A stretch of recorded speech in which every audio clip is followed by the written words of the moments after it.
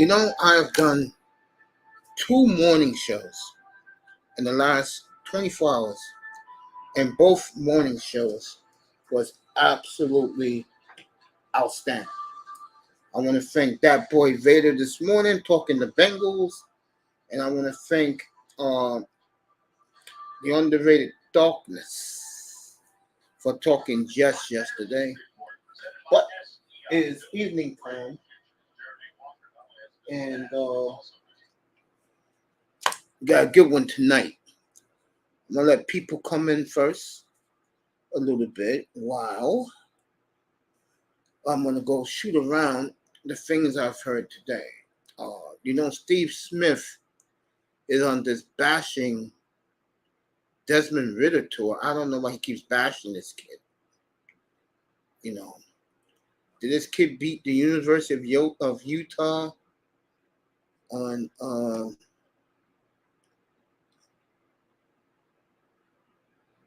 I don't know what it is about Desmond.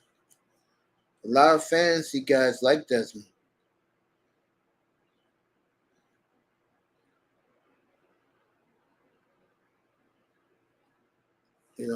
I don't know what it is, but Steve Smith is all over the place bashing this kid. And I don't know.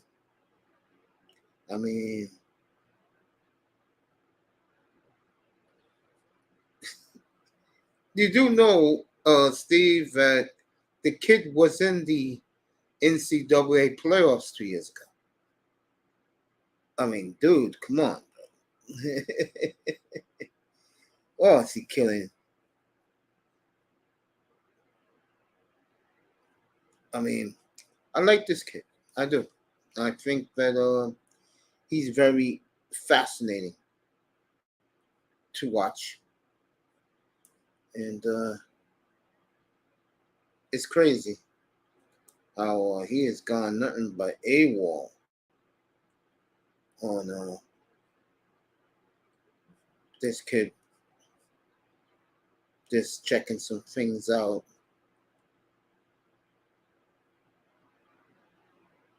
The quarterbacks would look good today. Of course, it starts with our good buddy in Cleveland.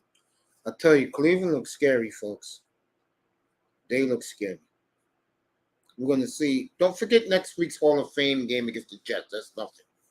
Let me check out Cleveland's exhibition schedule. Check this out. For the Browns. I'm going to see them up here opening day against the Bengals. I'll have that game up here for you. Oh, let's see. Cleveland. Oh, yeah, the show was great this morning. Outstanding. We did the AFC North.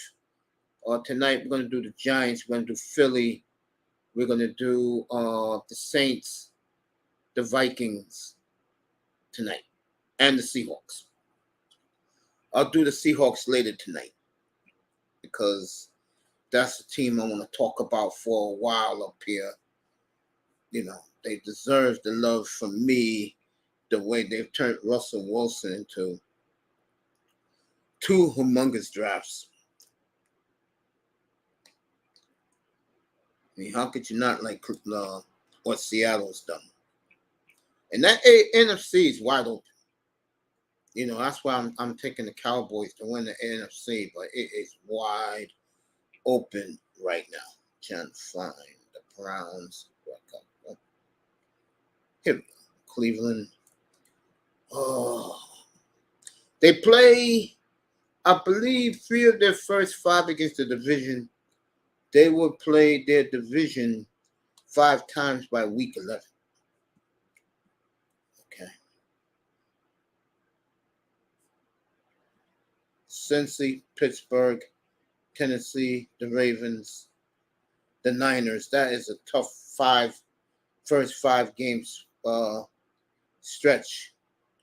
At Seattle, Arizona. At the Ravens again. The Steelers at home. And then they play the Broncos, the Rams,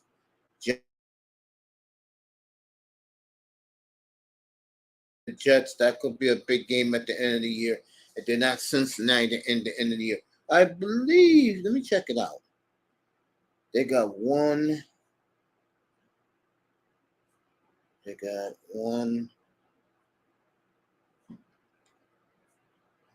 see, make sure we got it right. They got one primetime game all year long against the Jets. So unless you got the Sunday ticket, which I'm blessed to have, you're not going to see the Browns this year, folks. You're not going to see the Browns. I'll see them, but the rest of you are not going to see them. Unless you're a fan of the AFC North, or you're a Jet, Bronco, or Texan fan. Other than that, you're not going to see the Browns. So, very interesting there. But Watson looked good today. Who else looked good today from what I was hearing?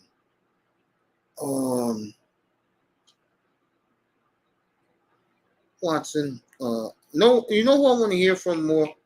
QZ in the building. What's up, family? You know what I want to hear about more, and I'm not getting. Oh yeah, I want to hear more about. I want to hear more about how Russell Wilson's doing. I'm just curious, how he's doing. Shout out to 305 getting his mouth fixed today. Jim's in the building. Melina's in the building. Let me say hello to everybody. Beginning with Raven Knight.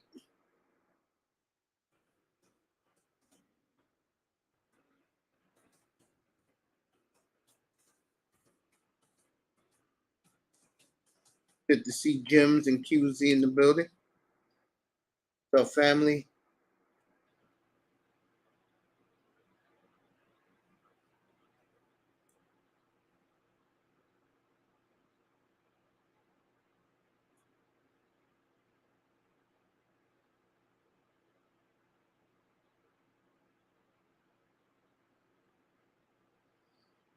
I'm just chilling tonight. Your boy taking it easy. Like I said, I'll be on tomorrow morning. I'll take tomorrow night off. And then I'll be back with an action-packed doubleheader on Friday, including a team that is a lightning rod in this room, and that is the Miami Dolphins. And I will talk about the Dolphins on Friday afternoon or Friday morning. It depends if I can get my my appointment to get cleaned up. You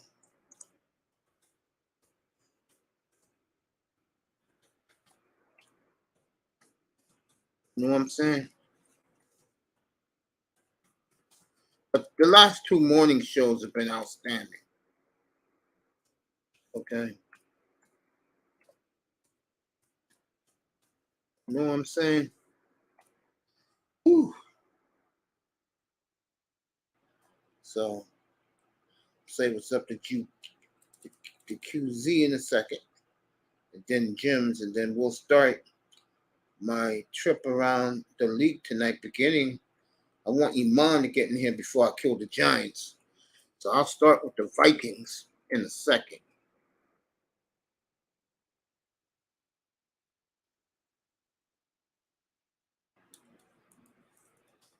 Okay.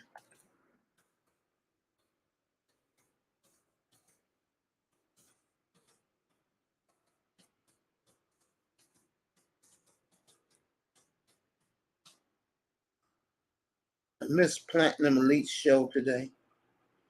I wish I would have, caught it too late. Once Platt gets that panel up there, I'm out. When he's doing 3-4 hour monologues, no one does it better than him. Whew. Shout out to QZ, my boy.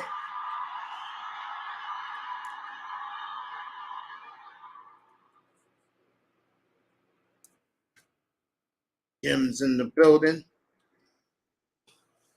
Hey, Jims, I'm watching Orioles and Phillies. Everybody played early this afternoon. That's what I hate about Wednesday nights with baseball. Teams travel too much.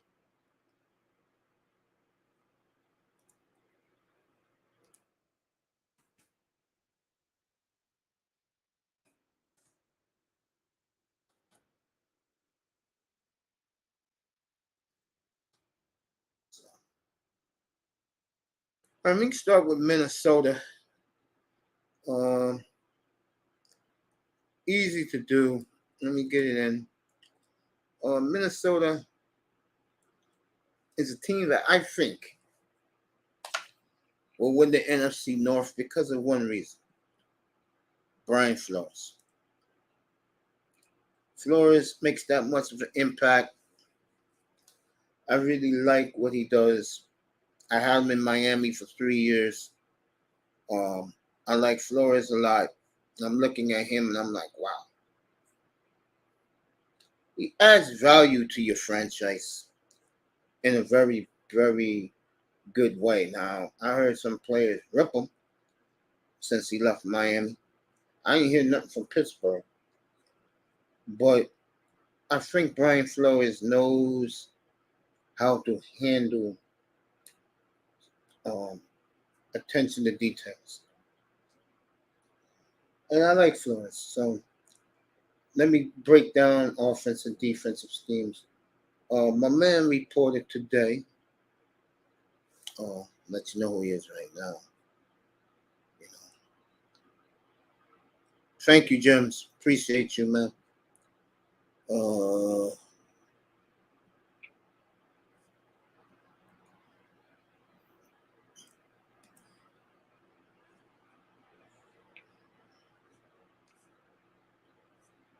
So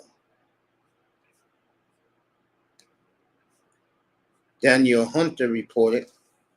That's big. Because last year he held out. Now he's playing. So that's good. You got to get these guys in camp, man. You got to get your best players in camp so they can be ready to play. So Hunter's in camp. The pluses on defense, plain and simple. Brian Flores means the world for that defense. Trust me, these players are knowing it right now in camp. Offensively, they lose Cook. They lose Phelan. They drafted the kid from USC. Madison's going to take up the slack on the running game. He's a pounded out back. Very physical, up the gut running back.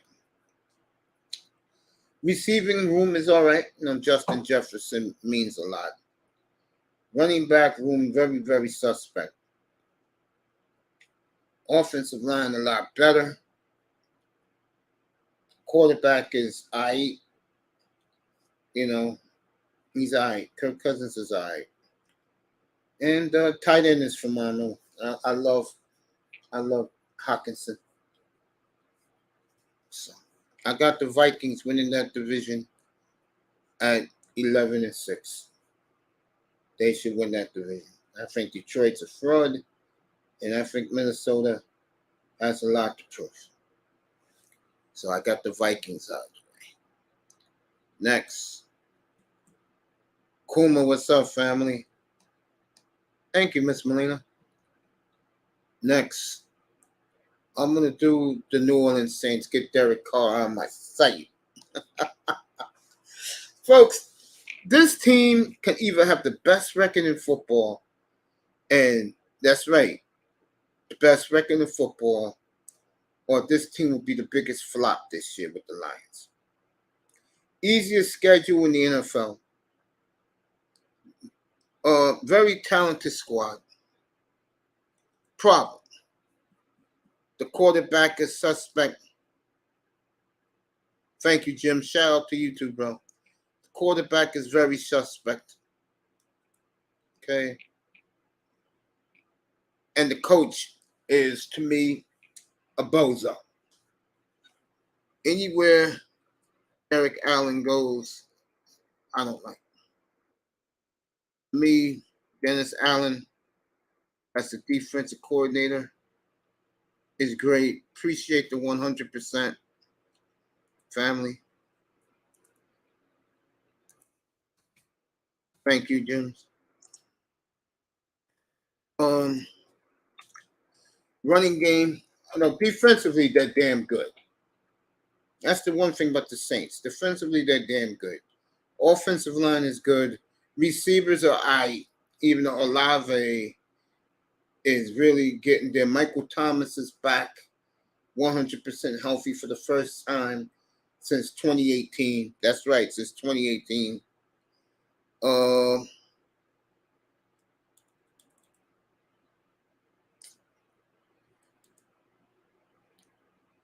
This team says, seriously, take a run at home field.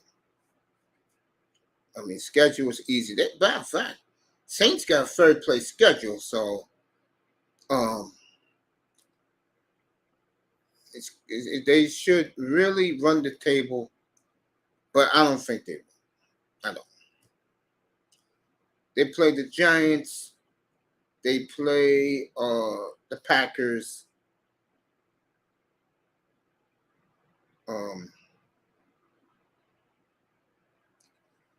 They play the NFC North. There you go. And in the AFC, they play the AFC South. That's why they can run the table.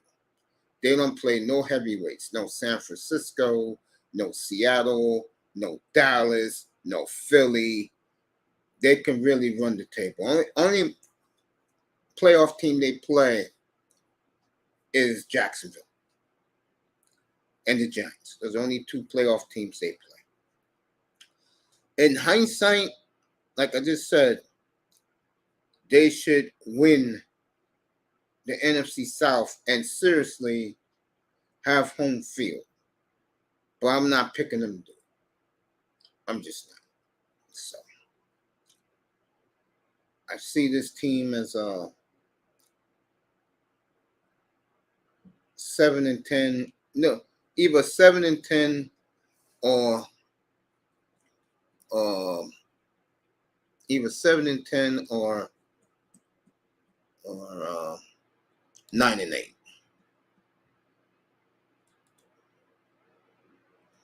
That's what I see. I mean, nothing special. Next, who I got here? I did the two also rants. We do the Eagles here. The Eagles are phenomenal every position,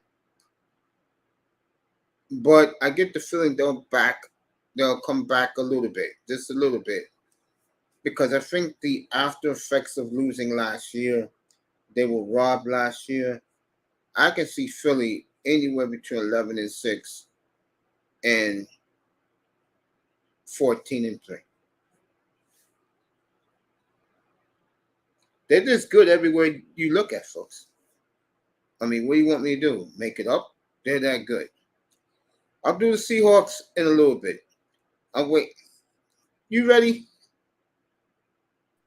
You ready, nigga? What's up, motherfucker? There you go. What's up, bro? What's up, bro? What's up, my nigga? I'm good, right? Man. I'm good. Yeah. I'm good. How's everything? How's you and the family doing? Yeah, we good, man. Shout out to you. Shout out to the chat. Shout out to all you motherfuckers out there, man. All right, there you go. You know I want to start talking football with you. So let me start. Nah, I was listening to you, fool. Like, I want you to get your monologue out. No, I'm done. Seattle's left. You want me to do Seattle? Man, you know I don't like them motherfuckers. Fuck them niggas. Yeah, I'm gonna do Seattle then. Seattle. This franchise went from teetering to oblivion to making one move, and they are right back where they were 12 years ago. And you wonder what I'm talking about? 12 years ago, everything was about the 49ers. Mike Singletary built a phenomenal offensive line and defense. Jim Harbaugh. Not Mike Singletary. Jim Harbaugh, yeah. Yeah. Mike. Oh, no. You're right. Mike Singletary did build that old line. My bad. Yeah. Singletary built it. Jim Harbaugh got them to the Super Bowl, and he lost to his own brother. Okay. Then, during that Super Bowl run for the Niners, week 16 on a Sunday night, one of these Sunday night special games, they did what they call that again? I'll call it the switch. They put San Francisco and Seattle on. And in my opinion, the play that turned the Seahawks' fortunes was a hit by Cam Chancellor on. I was just talking about him yesterday too. His brother used to play for the Dolphins. Vernon. Yeah, Vernon Davis.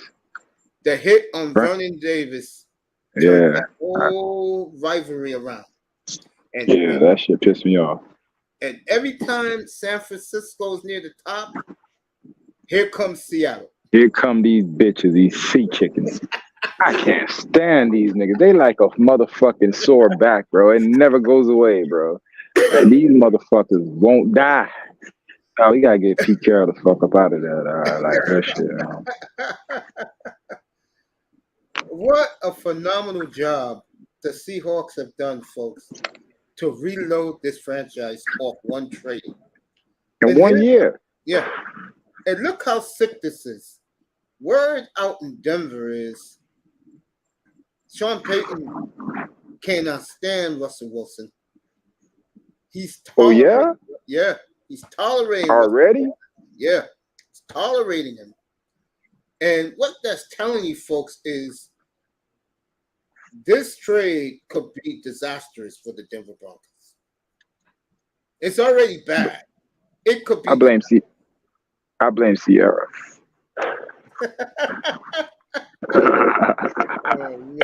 Oh, man. Seattle's on the brink, folks. I think they're a year away from really being back where they were a decade ago. I'm gonna say some real shit though. Dog, DK Metcalf is not that nigga, man. People put him up there because of his size, his speed. But bro, when it comes down to it, he gonna drop that ball. You feel what I'm saying? Like in crunch time, he gonna drop that motherfucker, man. So that's why I'm not scared of him too much, because I know in the big moments he gonna fuck it up. He either gonna lose his temper or he gonna drop the ball at the wrong moment. So yeah, that's why like with y'all, so y'all get rid of him, and it's not gonna be a popular thing to say right now, but a year from now, y'all gonna be like, man, get rid of DK. Watch, y'all gonna say, watch. You know what's funny you say that? Because he patterns himself after T.O., and he's not T.O. Yeah, go ahead. Bobby Wagner gave him the ultimate compliment today. I saw an interview with Bobby Wagner, and Bobby Wagner said that man has the best physique he's ever seen. And maybe that physique, real talk, is hurting him. Because I tested running the game against the Cowboys about three or 4 years ago. He had a bomb, 7-yard bomb. He caught it, and then he fumbled it out of bounds. Like a retard. Yeah, you can't make this shit up. You remember the Dolphin game when he had the touchdown and Xavier Howard took it from him? Yeah, I remember that, yeah. Oh, man, he do shit like that. Mace, don't even bother with Lillard. You were right. Wait until September or something. Yeah. I'm taking Lillard off for now. Don't worry, I'll do Lillard. Don't worry, I'll get his ass. Don't worry about it, family. I got you. When you look at Seattle, folks, what can you say? They are loaded. I love Geno. I've become a fan of Geno, but I think their next quarterback of the future is in next year's Bonanza's draft, where all these 7 quarterbacks in the first round potentially. I'm gonna give Seattle 10-7. Oh my God. They're not ready. Bro, ready. Geno is not, man, that's the same guy that got punched in the mouth.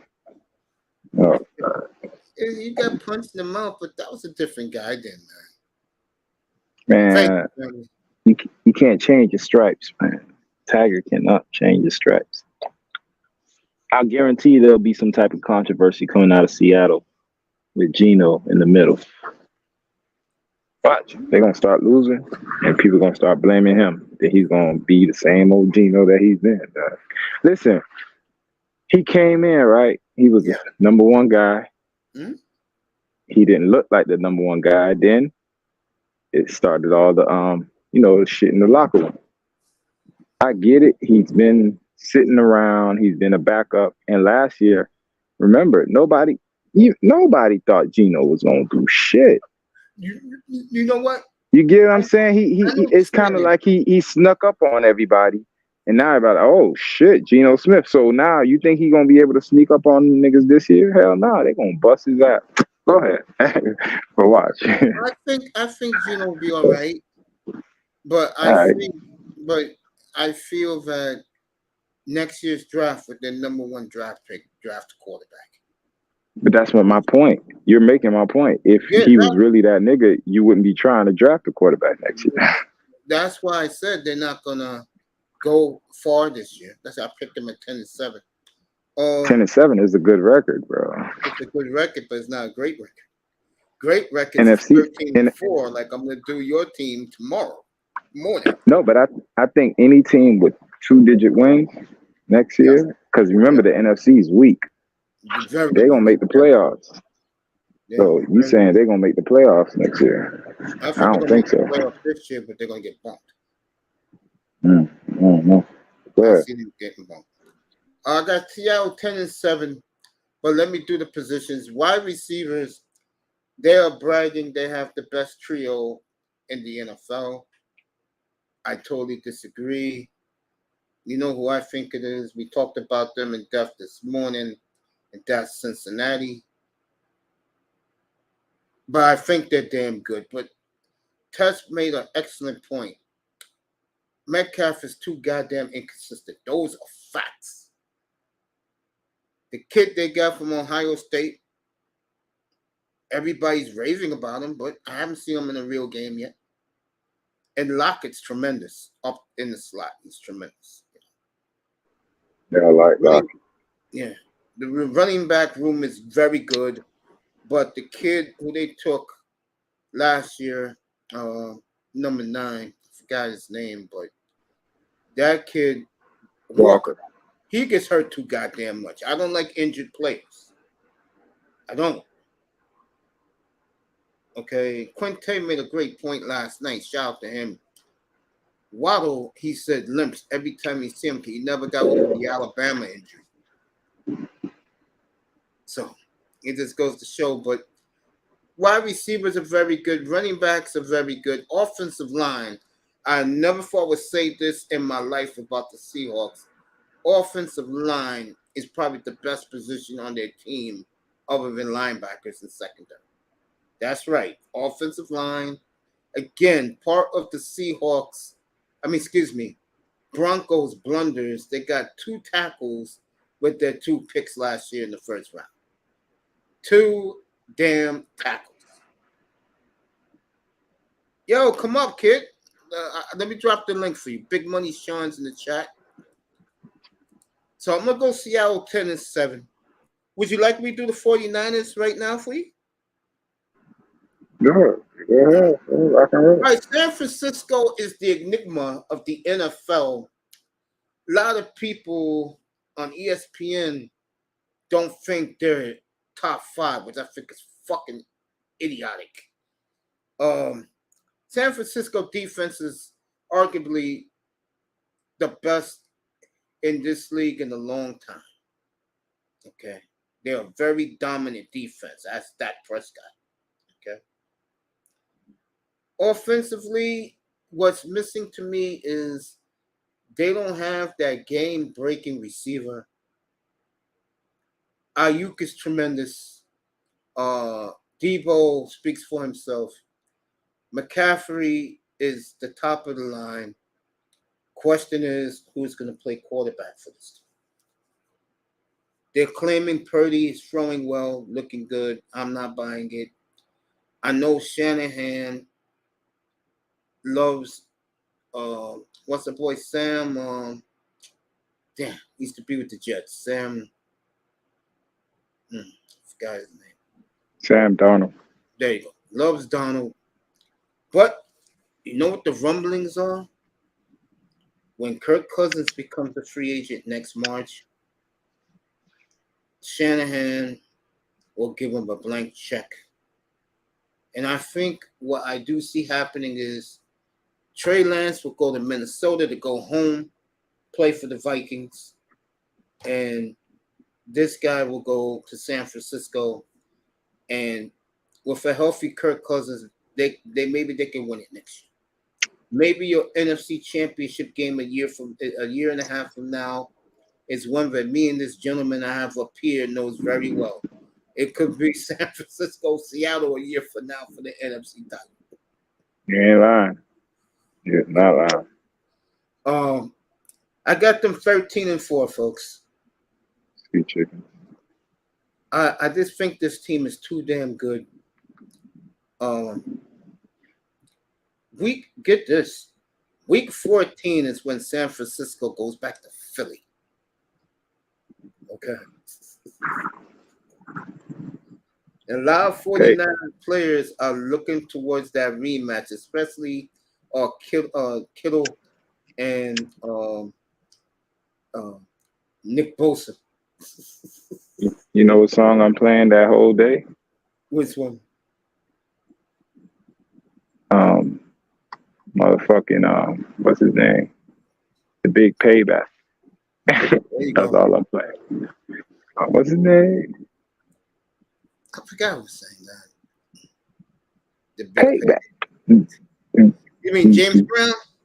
James Brown. That's all I'm playing that whole day. Yeah. Payback.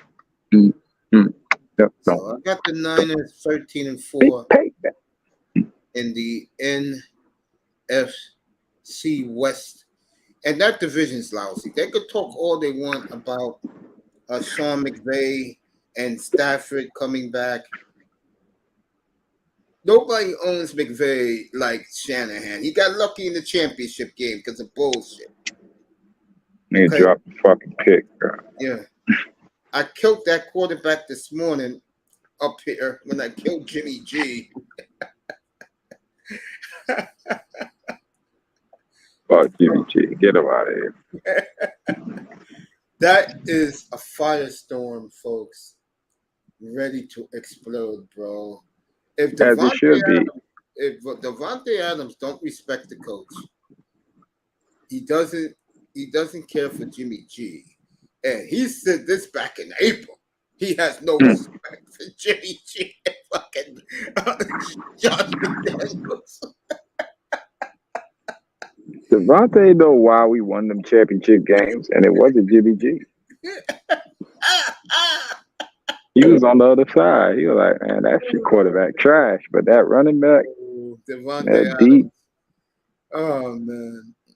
Oh, how come he said that? Because he's the best player. Okay, that's why he said it. Told the truth. Plus, I think he misses Aaron Rodgers a little bit, too. But he had to get out of Green Bay. Everybody left Green Bay. Everybody. I'll do the podcast Friday night up here. I don't know why you got Jordan Love up there. They went and got a CFL quarterback. Well, they said they needed a backup. They went CFL. Damn. Yeah, I'm off. Yeah, niggas is a tire fire. Week 13, they go to Philly. They go to Seattle and Philly back to back. They play Seattle Thanksgiving night. That's the night game on NBC. Then they go to Philly. Then they play Seattle at home. Week 14. We're going to turn Geno into a turducken on Thanksgiving. Be then we're going to go to...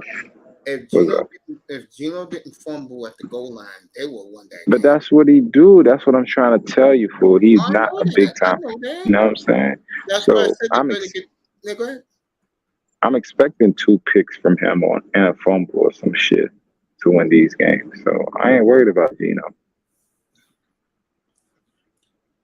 The Niners will have a new quarterback, I would say, in 2 years.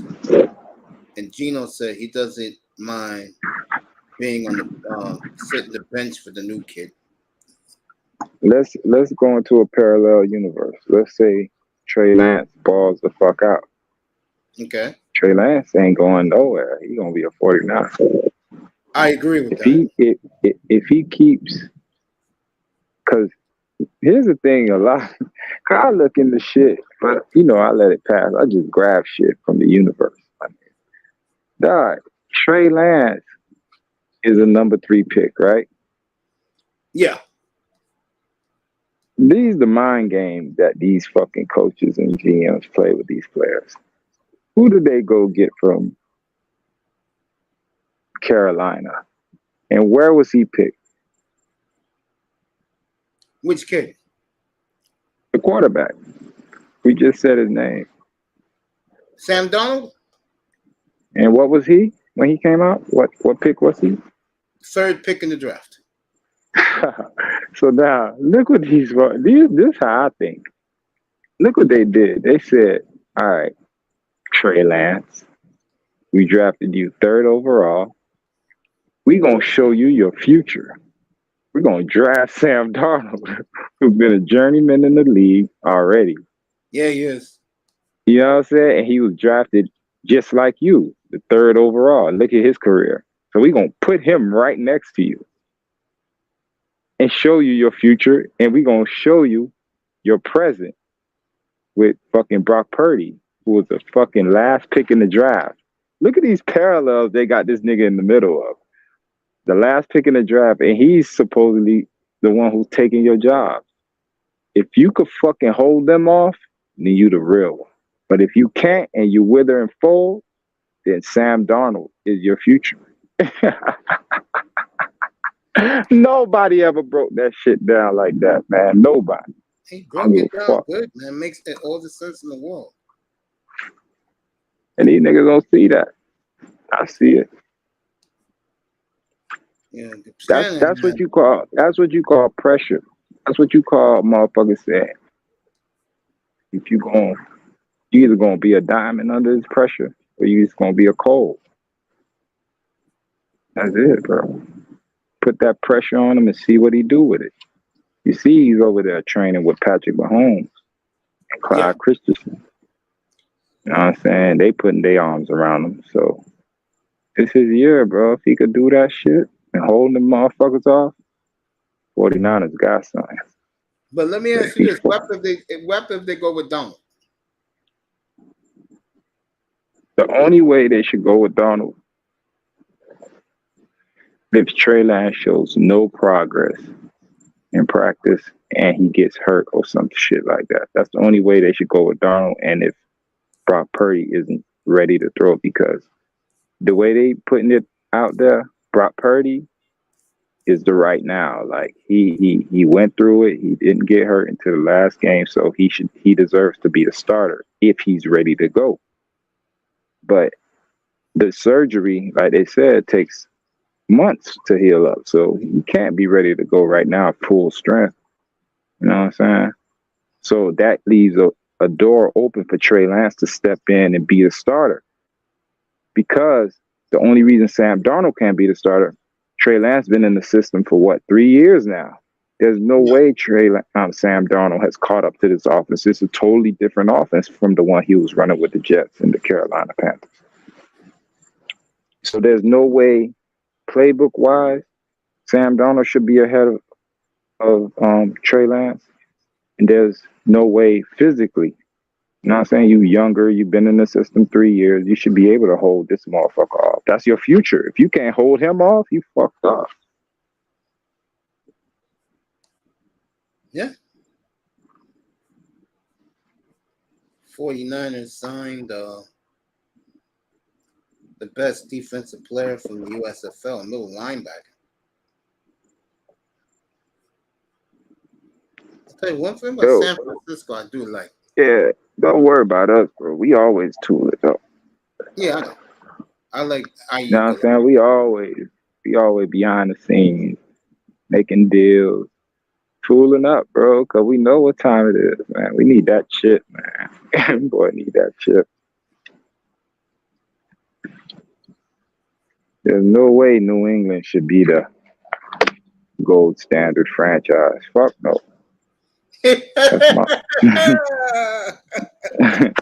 That's my shit, nigga. Fuck wrong with you? I need that. You get that. I'll do Bill Belichick for you, folks.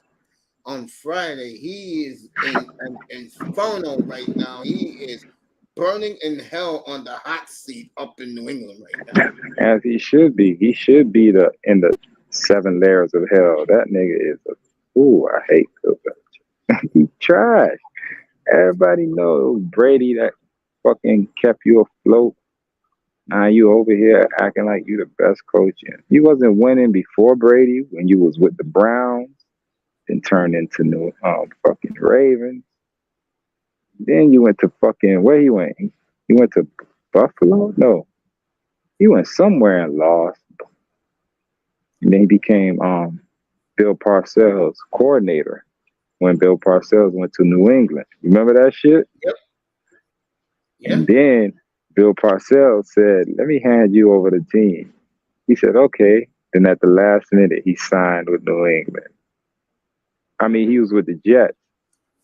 No, what team were they with? The Jets. The Jets, yeah. Was in New England when Parcells. Yeah. Yeah, Parcells. Then he got Pete Carroll kicked out of New England. Pete Carroll went back to college, and he got the New England job. Yep. And he was trash with Bledsoe. He was trash, bro. Like, that nigga was trash, man. He couldn't stand Bledsoe, bro. Then, Brock Purdy, and this is some good news for the Niner fans. Brock Purdy has been cleared with no restriction to practice, so he's at practice now. Yeah, I saw that shit. What's his name? John Lynch and Shanahan had a press conference. I saw that shit. But for me, bro, I mean, I gotta see it. If he right, he right. But for me, that shit takes time to heal, get strong, and then be in football. Because you could be strong, whatever. But to be in football condition, to go out there and do that, I don't know. Man, like I said, bro, Trey should be able to sneak in through that door and close that bitch behind him if he, you know what I'm saying? Nobody coming in. I'm the starter. He got a chance. Yeah, man. But if he let Brock Purdy take that shit, yo.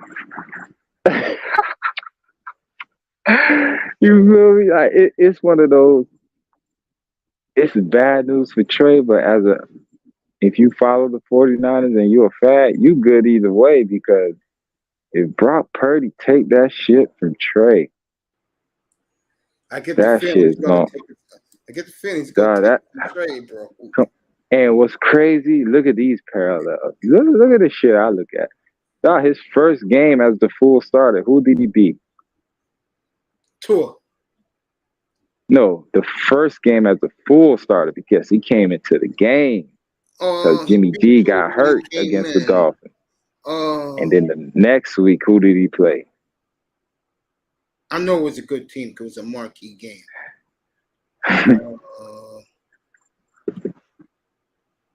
He beat New England. No, he did. He beat Tom Brady. Look how you forgot. Yeah, they destroyed Tampa Bay that game. Yeah. Tampa Bay. You feel me? Look how synonymous Tom Brady is with New England. You thought New England, but it was Tom Brady. You feel me? It was Tom Brady and the Tampa Bay Buccaneers, and he destroyed Tom Brady. Bro, as a first game starter, you meet the GOAT and you destroy him? I saw that game too. Wow. Tom Brady's worst game of his career. In front of family and friends. At the crib. So what I'm saying is, I said that to say this. We might be looking at Tom Brady part 2. Think about it, dog. But he's in the worst position. Tom Brady was at least a 6th-round pick. He was the last pick in the draft. He was the last pick in the draft, come in and take a team to the Super Bowl and win that bitch. Bro. Here with my man I-Test talking NFL. Yeah, I mean, it can happen. Now that I know Brock Purdy's healthy. I may have to change my pick in the NFC. I didn't know he was healthy right now, bro. Healthy, bro. Nah, but that shit gonna be gangster though. This year, the AFC gonna be. That's the Air Force. Them motherfuckers gonna be putting up points. AFC is gonna be loaded. AFC loaded for. I ain't never seen that. AFC is another world right now, bro. Yeah, they got all the marquee quarterbacks, bro. Marquee players. Well, name a player, and they in the AFC right now.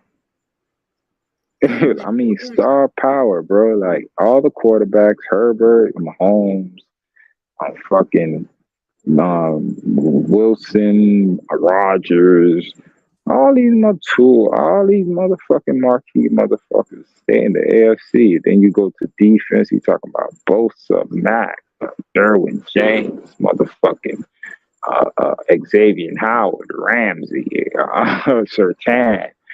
Fucking all these motherfuckers, bro. Like AFC is fucking loaded. That shit gonna be a fucking show. But the NFC, that shit gonna be a grudge. That shit gonna be gladiator football for Philly. 49. Telling you, fool, dog. We might see, you know what I'm saying? Aaron Donald took a year off. He might want to smack some shit. So you don't know what's going on in the NFC. You talk about them sea chickens. I hate them bitches. So, you know what I'm saying? New Orleans got a fucking defense, nigga. I know the whole fucking league, nigga. So that's why that shit talking to you up here, bro. Bro, what team we want to go to? Look at Atlanta. Atlanta got a defense quiet as kept. You saw how they took Akuda on the hush, nigga. Nobody like, damn, they got Akuda. And they got that safety from Cincinnati. Bates? That's where he went? He went to Atlanta. Oh, shit. I ain't even know. Bates went to fucking Atlanta? Oh, shit. And they still got fucking AJ Terrell.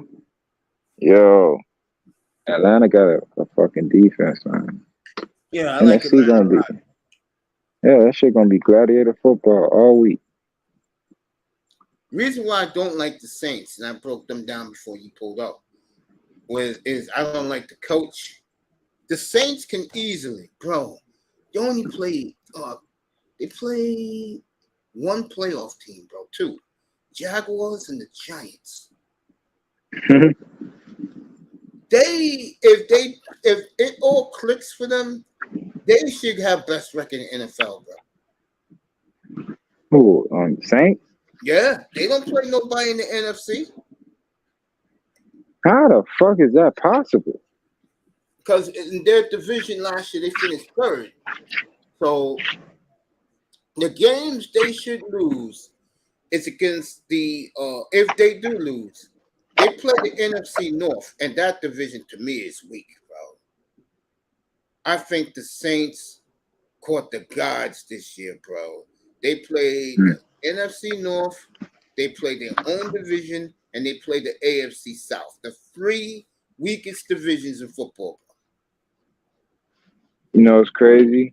Same for the Texans. They wasn't letting motherfuckers score that point, bro. They was a top 3 defense when it came to, like, you know, letting people score touchdowns. People don't know that shit. Texans got a defense last year, and now they got fucking D'Amico. So the Giants are gonna stomp them like they stole something. We ain't worried about the Saints. Worried about the Saints. I don't think you do when it's playoff time.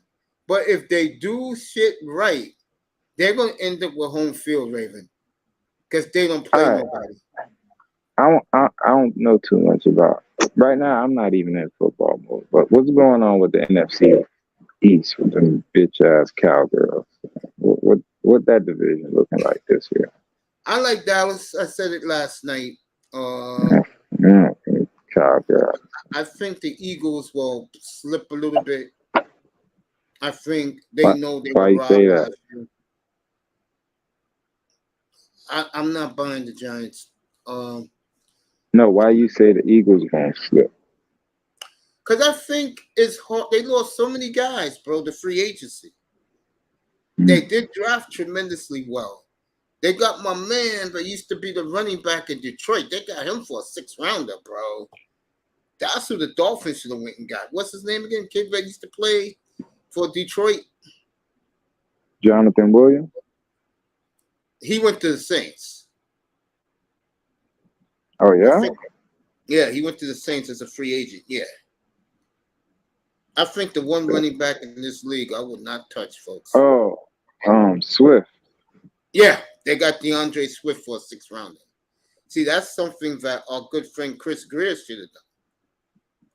DeAndre Swift? Oh, yeah. I think, but he gets hurt too much. But he's better than what they got. You know what I'm saying? Yeah, I think A-Chain better than Swift. Yeah, they love A-Chain. You know, Miami, I'll tell you something about Miami. Since we're talking, they hit again with their draft picks, bro. The kid from South Carolina who you like, they're raving about him. And A-Chain, what I love about A-Chain is he runs up the gut with all that speed. I love that about him. I fell in love with him when I first saw him, and then everybody was talking about that's who the Dolphins was going to take in the 2nd round. So I said, yeah, we should take this kid. Of course, the Dolphin fools gave me pushback, run the room. I'm going to tell you right now, if the Dolphins end up with Dalvin Cook, I want to hear these same guys who said run the room. I'm going to tell them right in their face, those clowns that you like so much, they're not going to touch the ball anymore with Dalvin Cook on the roster. Do you agree or disagree? I agree. Yeah. Those clowns ain't going to touch the ball no more. They get Dalvin Cook. You kidding me?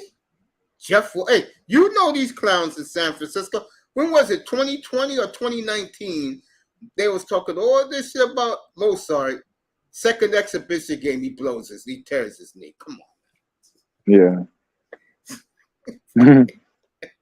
Yeah, he's bound to get hurt, bro. Oh, yeah. And this clown Wilson replaces him, and this idiot gets concussion problems. Bro, you kidding me? That's what they do, man. You bring in Dalvin Cook there, folks, and you're looking at Super Bowl. Real talk. You bring Dalvin Cook to Miami, bro. NFC East, the team to watch out for to me is the Redskins, bro. The reason why I say that, this team is loaded all over the place. They have drafted well the last 6-7 years. You know where they fucked up at. Now, that said, if Howell is everything they're saying in Washington, working with Eric Bieniemy, bro, watch out.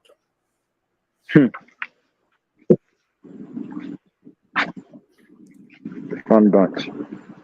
Yeah. Remember those days?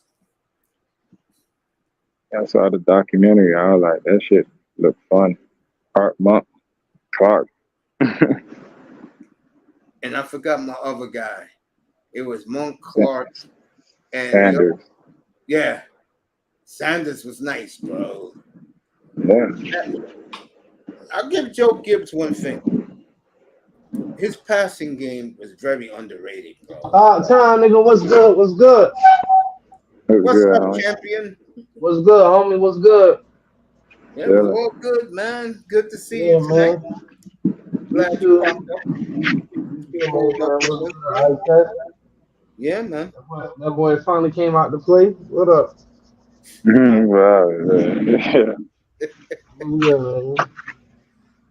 Yeah, bro. That's how I look at the NFC East, bro.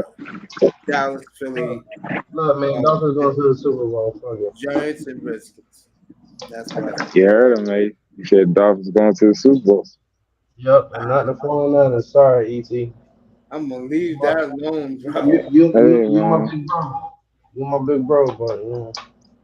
I'm just going to say. I feel you. I don't know what they doing at quarterback. So they figure that out, man, it's up in the air, man. I think the quarterback is you took a Miami, right? Well, nah, 49ers, but with Miami, as long as Tua stay healthy, bro, they got a chance, man. They got to make sure he don't, you know what I'm saying, get knocked out. That Thank you, happened, 305. Cook it's keep over, playing man. around, man. But I think he'll sign soon. I think. Who knows? Shit. At this point, shit, man, I don't give a fuck no more. I'm about tired now. Shit. I've been left it alone. I like, man, he signed. He don't over. You know what I mean? Like, damn. At first it was fun. Now you know, like, god dang. Which guy? You Listen, you see, trying to get paid? You feel me? I don't mind that. Which Jeez. guy? you Cook. talking about Cook. Oh, I'll say it again. I think he's fooling around with this shit. I think, Yo, I'm gonna be right back. yeah, take your If you don't time, man. want to come to training camp, just say that, nigga. He should have did that. I'll say it again. He should have did what uh our Hold boy on, man. Hold Hopkins last week. He should have signed a week early. Big money Sean's would be 305s in the chat. Say a prayer for 305 as he had 5 wisdom teeth pulled out. 9 o'clock Eastern time in the East Coast. So 305 in the building.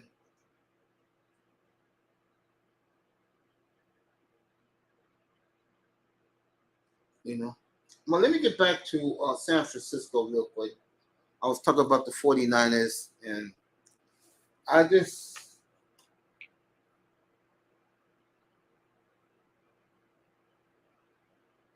well, Tiny's gonna stay. This is brand new off the press. Yeah, Miami's on 305's on injured reserve. This is just come off the press. Well, Tiny's gonna stay with the Angels because they're making a playoff push. I think that's a mistake by Sohei Ohtani. And I think that's a mistake by the Angels.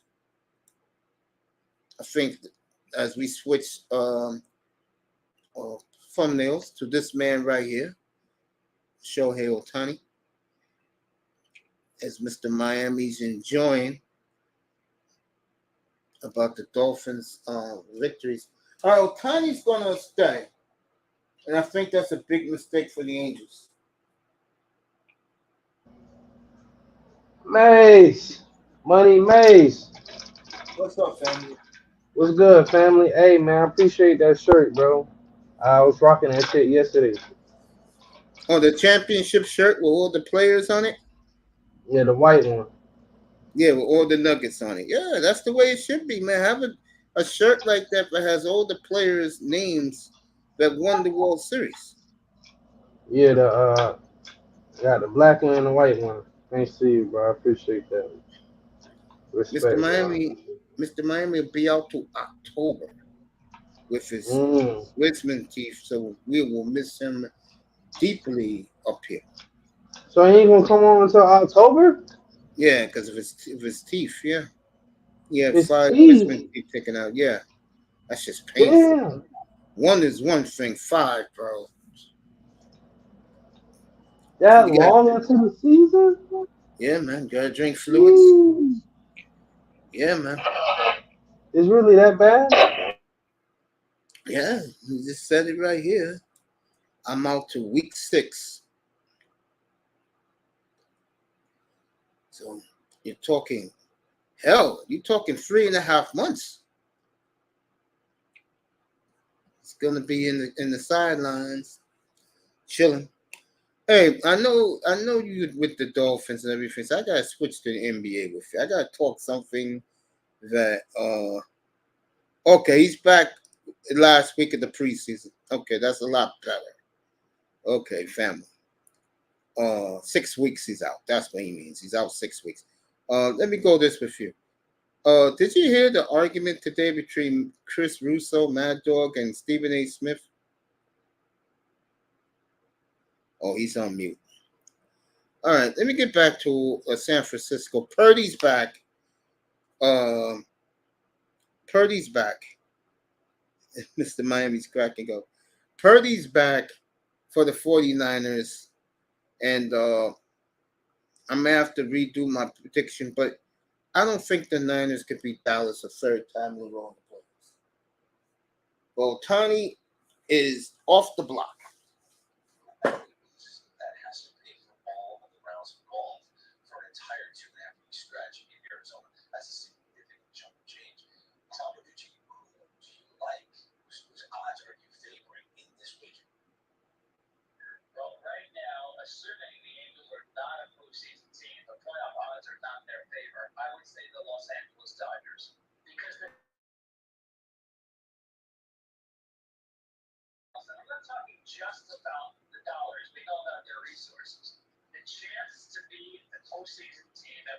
Yeah, folks, I'm right here.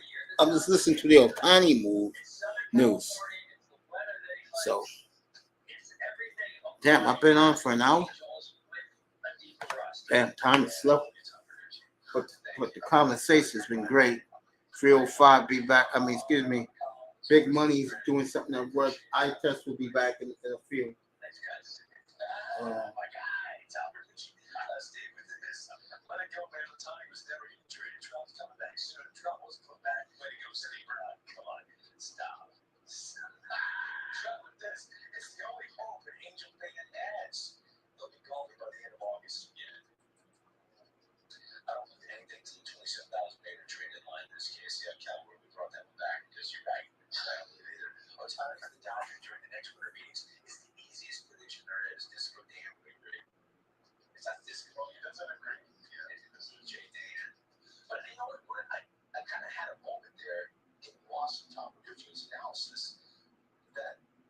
All right.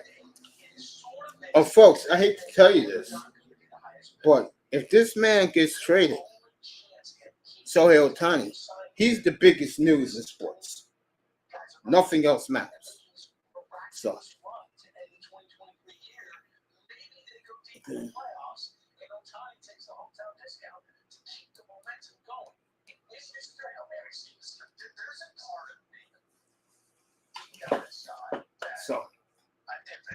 football is here, folks. This is what we talk about up here. We did the Niners tonight. I'll do them tomorrow. I'll be on early tomorrow in the morning to do the Jaguars, the Chargers, and I forgot the other team I was going to do tomorrow. But tomorrow I got this Jaguars and the Chargers.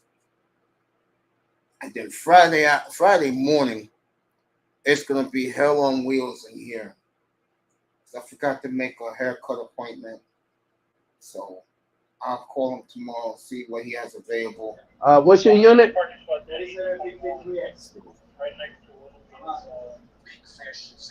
Your Oscar? Okay. No problem. But they going through the ringer though.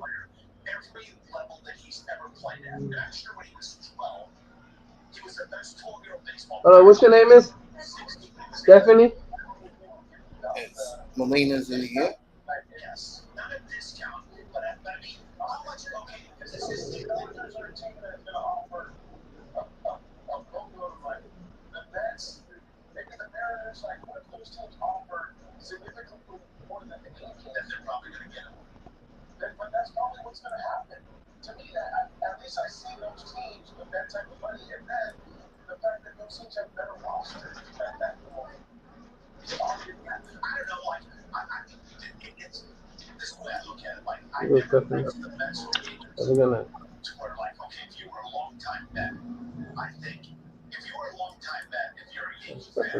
Ravens in the building. Oh, sorry, I'm at work. You hear me? You hear me? Money Mace. What's up, family? Yeah, I'm at work. I'm sorry. I forgot to put myself. Yeah, I know you're making your money, bro. I'll talk about your world champions, who I think Stephen A. Smith saying Boston's the team to beat. He's out of his goddamn mind. Yeah, I told one of my homies today, I'm going back to back. seasonal. Hey man, who knows, man? I don't really know if we're gonna go back to back. I mean, that'd be nice, but who knows?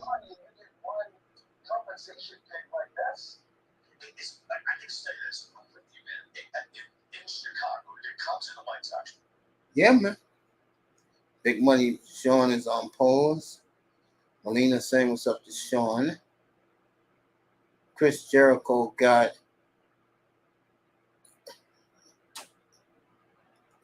new group of guys. Okay.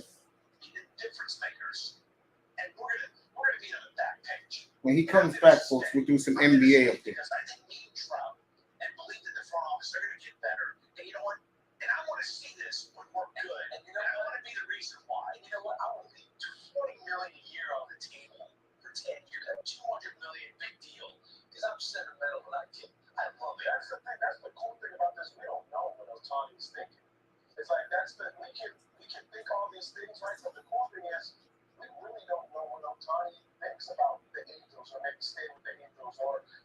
Yeah, it's true, folks. Talking Shohei Ohtani up here. And Ohtani, folks, looking real scary right now.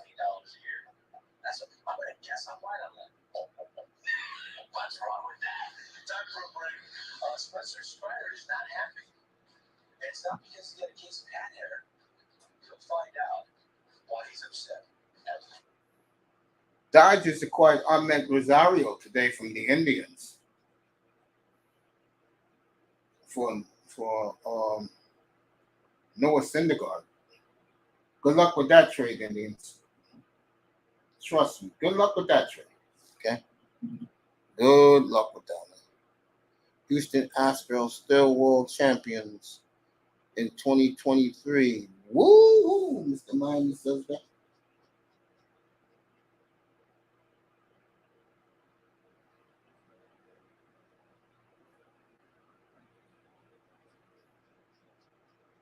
So Tony's going to stay with the Angels to the end of the year, and I think that is going to be disastrous for the Angels at the end, because you're only going to get a draft pick for him. That is horrible, horrible business. You hear me, folks? That is horrible business. They should have gotten rid of his ass next week. And instead, they're going to lose with him. And the reason why they're going to lose, folks, because I guarantee you, by the time they go to Toronto, which is this weekend, and next week they're in Atlanta, by the time they get on their plane to be back in Anaheim, they will be eliminated from the playoffs next week. At this time, next Wednesday night, 168 hours from exactly right now at 9:14 Eastern Daylight Time, the Angels will be eliminated from the playoffs.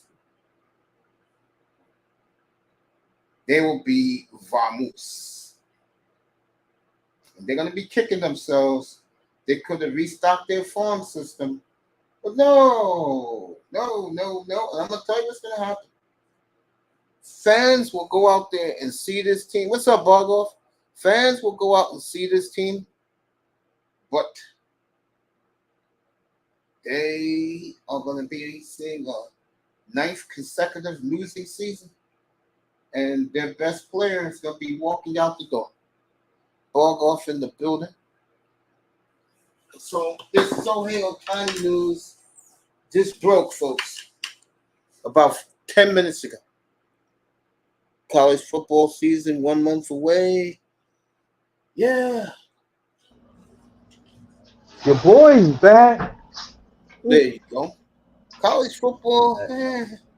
Man, college football gonna be nice, man. Come on, man. Stop it. Nah, you know me. I'm a pro guy. I feel you, man. But college is more entertaining than the pros. Now, I used to be on the pro side, but now college is, is what's popping nowadays, man. Hey, Bargoff, what do you think the Gators do this year? I'm curious. Boo, Gators. And you, what do you think the Boo. Ducks will do? Boo, boo. Gators.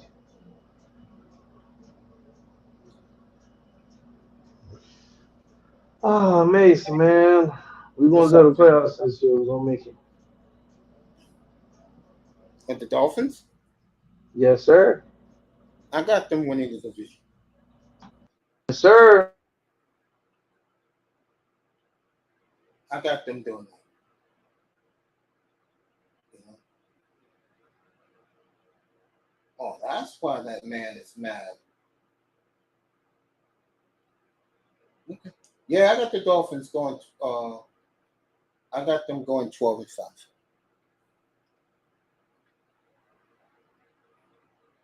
I got them going down. I'm doing that. They get cooked. I got them going all the way, bro.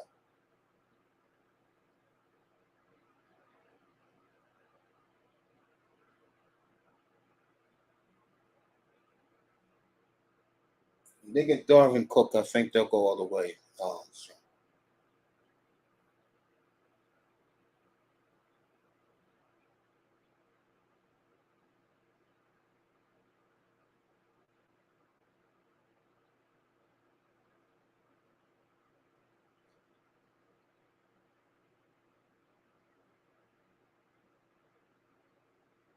The Red Sox and Braves are going at it right now. Ball golf pumped up for college football. I believe that is on. Let me get this right. September 1st is a Friday.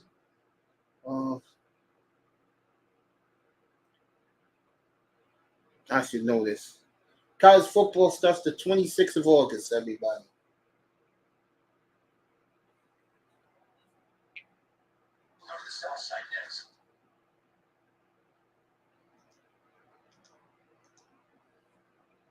So, should be fun, college football. I'll say that. I'm pumped.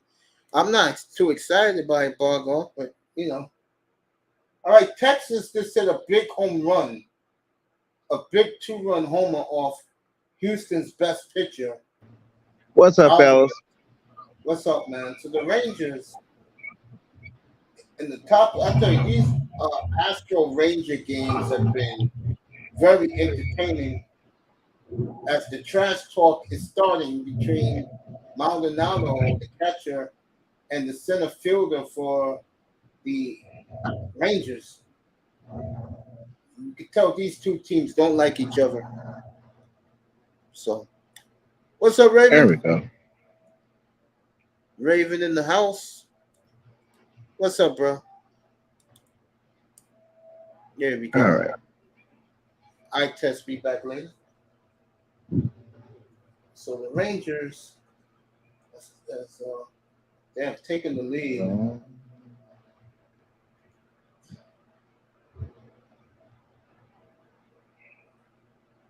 So this baseball is crazy. How you doing, man? Everything good? Raven? Raven has some audio problems. Me and Big Money up here. Big Money taking care of something right now.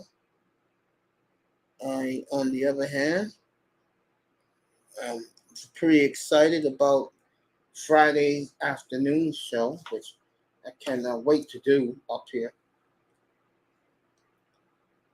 Let me do something real quick.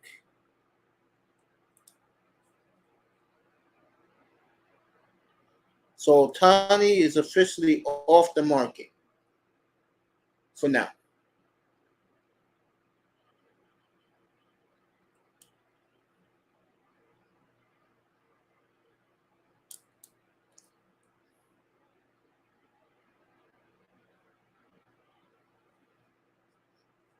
So, where is that show? Here it is.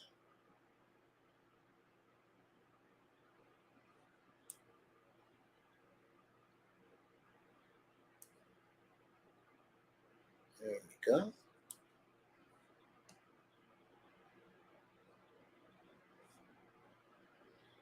Oh, yeah.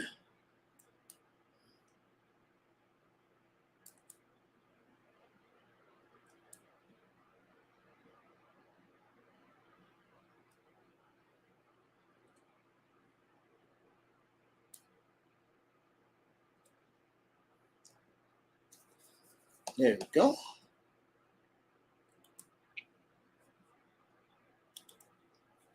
Waiting for big money to come back. Chilling up here right now. Football season's definitely back. Good to see the guys in pads hitting each other. And I'm telling you right now, folks, Watson looks tremendous.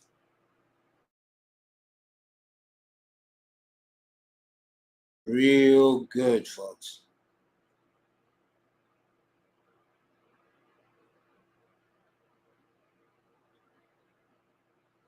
Just saying. He looks real good.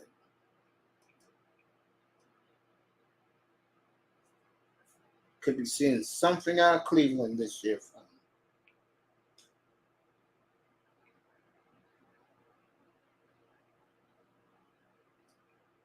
Like what I'm seeing out of the Browns, folks. I really am liking what I'm seeing out of Cleveland. I have too many communications up, having trouble connecting to StreamYard. Yeah, take your time, man. As Ty City used to say, win here. Yeah, win here. Shout out to the Prince, Ramir. He was on today for a few hours. I didn't go into the room, but next time I'll say what's up to him. I hit him up.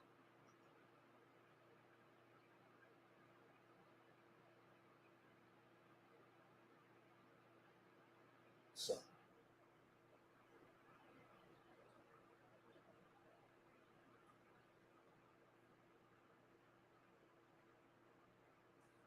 They're showing the Eagles acting like fools.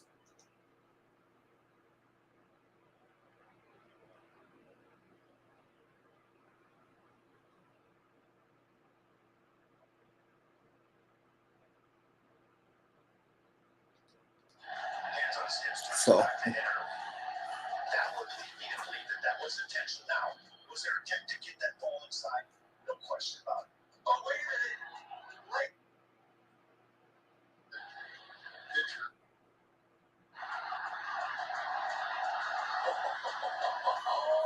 Attention. This hits really good, folks. This way, better know. Now, Team Maldonado's not a small guy. Not a fan of that.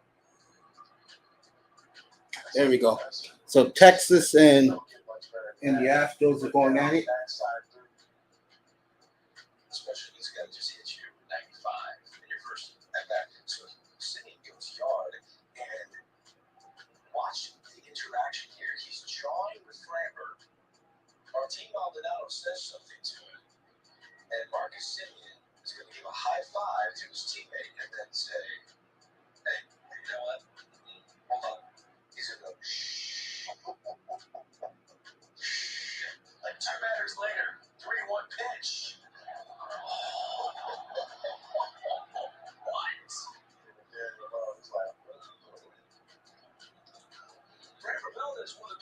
Okay.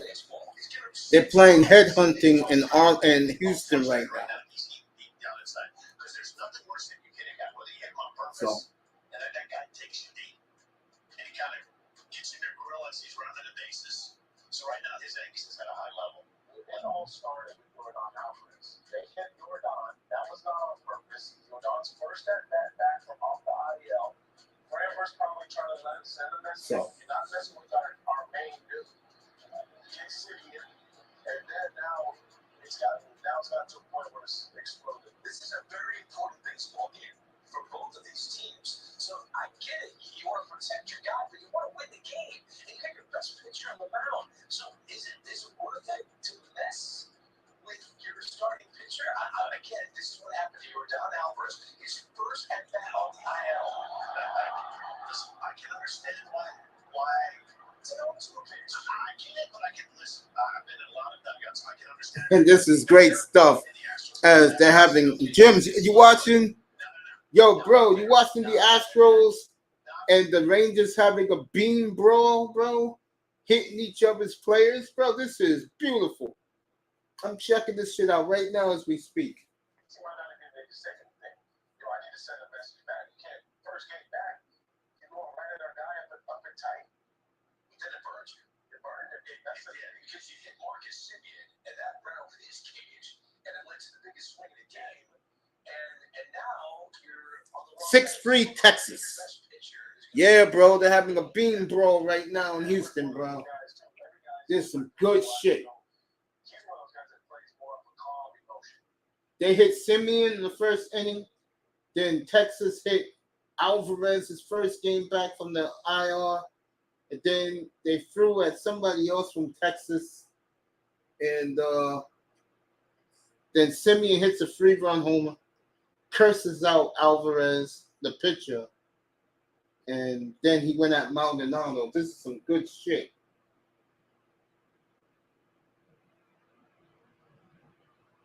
This good shit.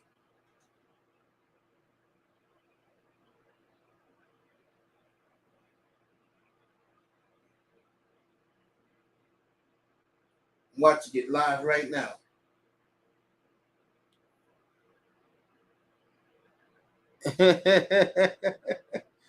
There's some good shit. Beam brawl baseball. You can't make this up, folks. NFL tomorrow morning. Let me let you know who is tomorrow. So you guys gonna come up and see it tomorrow morning. It'll only be a morning show tomorrow, folks. I need some rest. Because Friday morning it's gonna be on in here. Shit. Oh my God.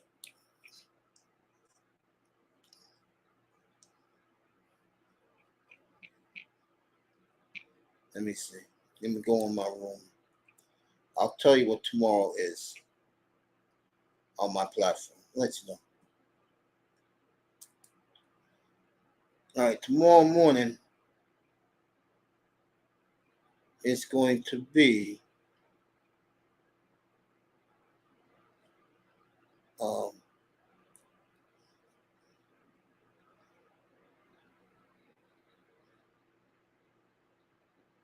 it'll be Herbert. It'll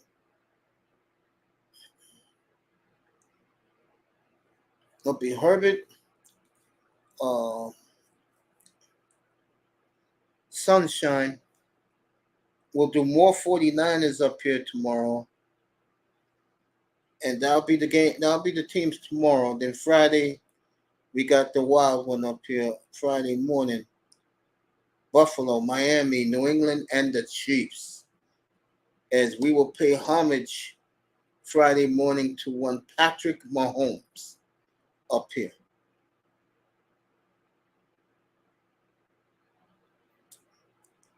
So, yep, the Wild West. You right about that, bro. You right about that. The Wild West. Got that game on right here, right now. Went to commercial. That's what I love about you, Jims. Me and you, we get the sports packages. We don't give it down. Put a one in the chat if you got the NFL Sunday ticket yet from I'm gonna put a 0 because I ain't got that shit. Say that again? I said I'm gonna put a 0 because I ain't got that shit. You don't need it. You see the Dolphins every week. A guy like me, I need it, bro, because I care. I hate to say this, I care more about my fantasy teams than I do, and my betting and my bets than I do, the football. And to, like I said, and you'll hear it Friday morning up here.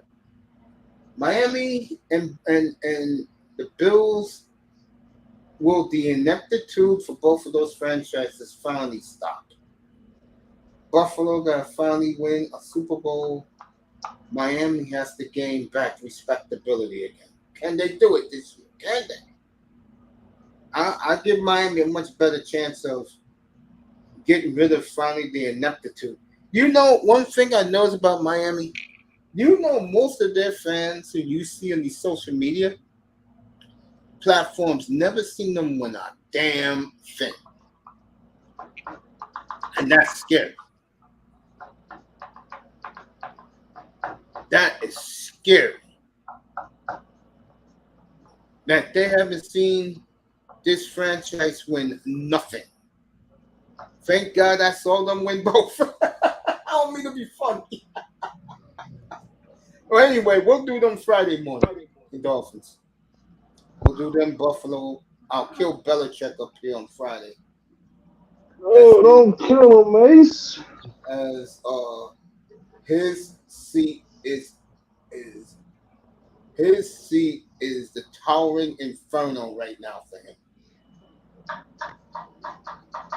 And I was listening to a couple of Patriot beat writers today, and they said that his death knell will be not getting Hopkins like he should.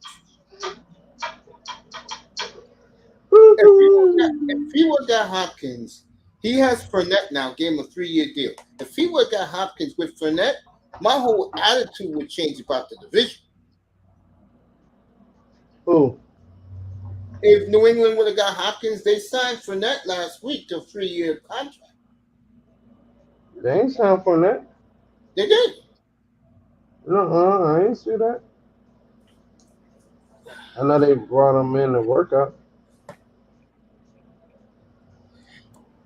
Let me find this while we're talking. Raven. All right, what's up, fellas? What's What up, up, Ricky? dog? And no wrestling, dog. No wrestling. No rest. Hey, I'm taking a break. I passed that torch to my niece. Now she keeps me updated. However, it looks like in October I may be going to a WWE event. That's what's up. But the Yeah. Vikings played, they're dying to get the Super Bowl. I was reading that about an hour and a half ago. But Vince looks like don't want to go to Minneapolis. What, to do an event there? Yeah, they want. Minneapolis. Oh no. Sorry, nicer. It's just, that's a hard venue. That's a hard venue. It is. It's always cold. It's always frozen. They want. No, they can't. Nobody want to be frozen watching wrestling. What the fuck? I mean, they. wrestlers gonna have on jackets and shit. And they ain't gonna be able to wrestle. When Jesse Ventura was governor, they went there. They do a stop in Minneapolis, but no, they don't go there too often due to the fact that, you talking about WrestleMania, so you're looking at April. That's cutting Minneapolis short. They can still actually have snow. Imagine trying to wrestle a motherfucker in snow. Or It's indoors though.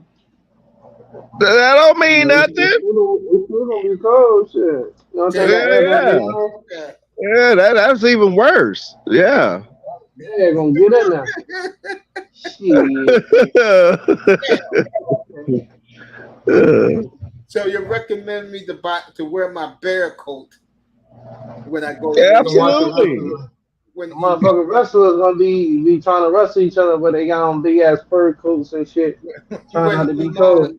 When the imam pays me off for my clean sweep, gonna have this year with me and him this year.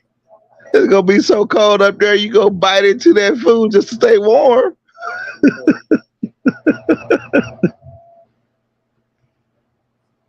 Yeah, I get the feeling that Dolphins Giant game ain't gonna be pretty. Oh man. Shoot, personally, I hope the Dolphins whoop their behinds. But Giants and the Saints, we ain't worried about no Saints. The Giants better beat them like they stole something, for real. I was watching Speak today. I was watching the show. I was watching a video, and this keeps coming up, and I don't understand why. They asked today, was what's that clown name, the quarterback again? Daniel Jones, was he a top 5 quarterback? I swear to God. I said, keep bringing this shit up, man. Oh my God. It's comical, bro. Comical. Oh man. it's funny, man. It is funny.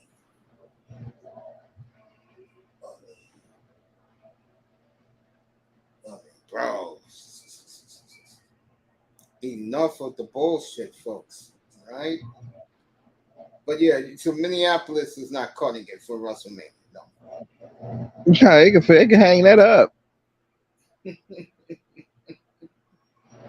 I mean, it could possibly happen, but I mean, you know, they can hang that one up.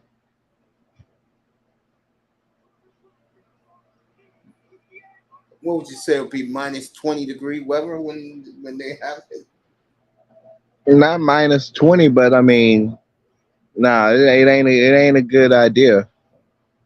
I mean, the logistics alone makes it difficult because remember, you know, they got to be in there. They got to be in there. They're not there just for one night or 2 nights. They're gonna be there for like 3 or 4.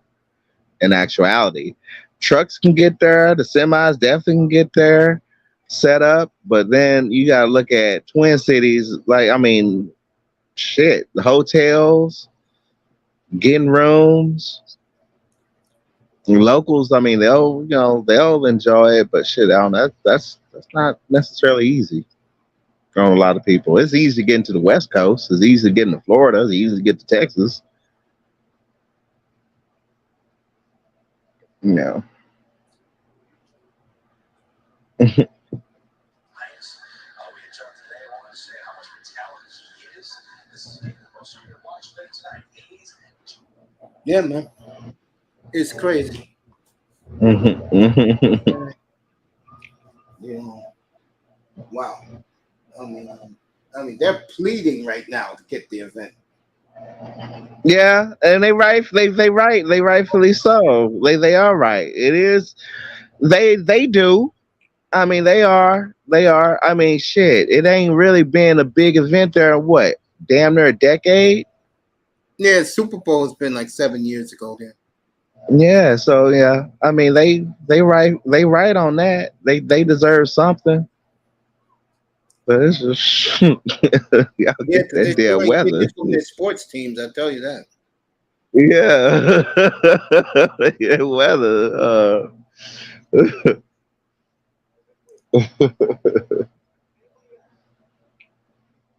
That's why Nisha loves it there. See, she soaks up all the heat in the summer. That keeps her warm for the winters. Yeah, she's like, oh, it's just cold outside.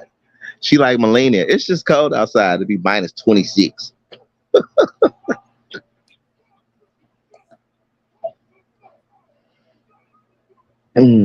My comical event today, I gave my love interest a gift. And it That's was nice. literally the best. It's literally the best gift. And I mean, oh man, it's so cute to see a woman blush. Oh, I made her blush. She blushed her ass off. We talking right now. I mean, yeah, we're staying like connected, dude. So yeah. Well, enjoy that. That's good for you. Everybody, well, I shouldn't say everybody, but you know, you don't see love much anymore. I told her here it's been a nice little month romance. I guess we're gonna break up after this because once you open this, you ain't gonna need me no more. I bought her a rose. There you go. I bought her, I bought her one of them super duper roses. So I ain't talking about no rose. I'm talking about a sex toy. Oh, okay. I don't know what that is. Yeah, yeah. She gonna FaceTime it tonight. I'm gonna see this shit. I'm like, I want to watch this shit. Yeah, I want to watch this shit go down. Yeah. So we're being funny. Get back to But this. ready for football season. Come on. When does preseason start? 2 weeks. I So don't what? count The the week? Hall of Fame game. Yeah, I don't count that as well. I count the second and the third game because the starters are going to play a lot. Mm-hmm. Cowboys talking about cutting the 26. Well, no, he's not a 26 year. He's a veteran, all pro. Oh yeah, who are they thinking of cutting? I forgot who it was. I saw the article earlier today.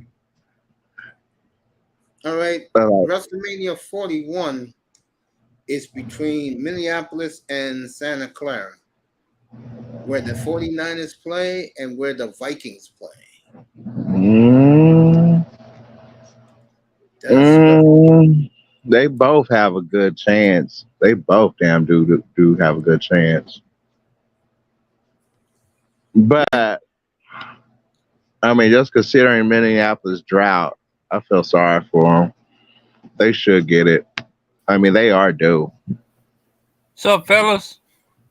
San What's up, Fran is bro? due. Getting What's up? ready Friday, which is gonna be. What's up, Raven? What up, If bro? I had a great show this morning and yesterday morning, God knows what Friday is gonna be. It's gonna be a banger. I don't know about banger. I think there may be some feelings hurt. Why? Oh, you wait till Friday morning. What happened? Woo! You don't know what team I'm doing Friday morning? The Dolphins? You damn right. Man. All right, Aaron Rodgers took a $35 million pay cut as he inked a 2-year deal, $75 million guaranteed. So Of Aaron's cut his money considerably, and he's very happy being with the other team in green, but it's not the Eagles. He's done, Mace. He's done. This is the end. This is the end of Rodgers' era. He's done. He's frustrated. He takes a pay cut. He's ready to go ahead and get into retirement. I think he's already made He's some so noteworthy. happy. Bro, he is so happy living here all the way downtown, bro. It's probably where, he's probably gonna live there. He's done. Yeah, he does. He lives there, yeah. Yeah, I mean, he's done. He's finished. He's finished. He's done. He's lost about 25 pounds. He is Aaron Rodgers now. Ooh. Hey, Sean. Yo, what up, dog? What up? What up, James? What's up?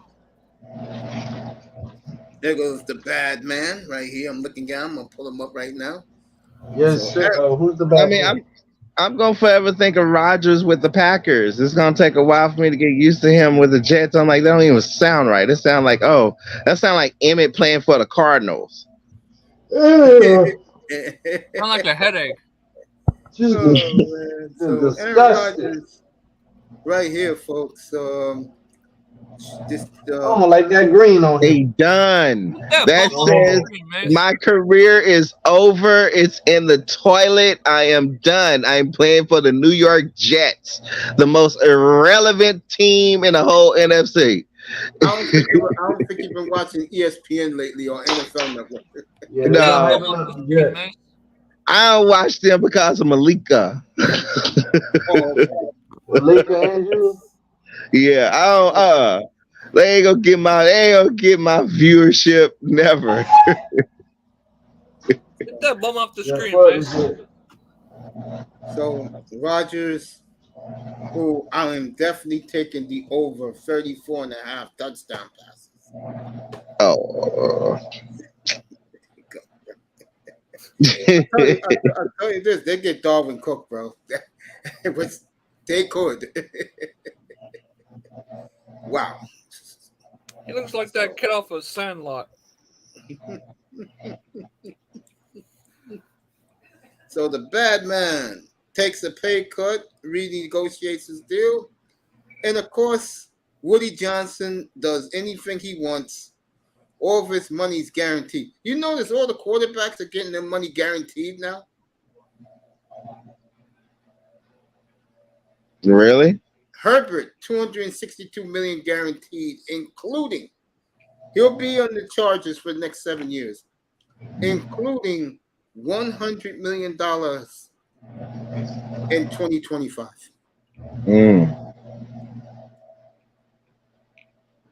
So, well, man, I know this is off subject, but this is legitimately, she is an Elm Street alumni. Rest in peace, Sinead O'Connor. May you have, finally found your peace.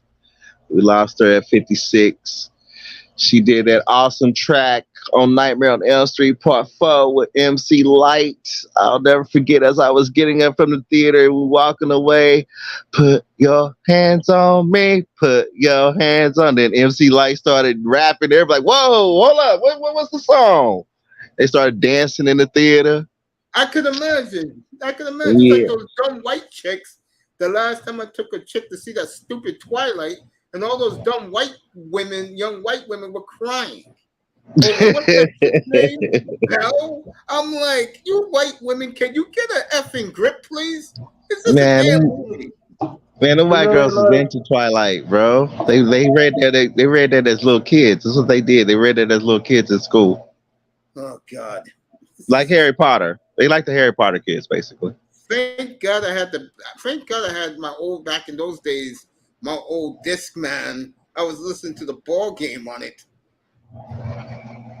Sure, the books that they tried to shove down my throat, it was J.R. Tolkien, Lord of the Rings, which I couldn't. Yes, I mean, yes, I liked the first half, but I didn't care about the movies. I love the book. Yeah, the books is great. Yeah. But I don't I haven't heard that name in a long time. Yeah, we'll kill the Chargers tomorrow morning, and we will kill the Bills, the Dolphins, and Bill Belichick on Friday. If that's 3 people we will kill up here, who do you think is last? Wait a minute, wait.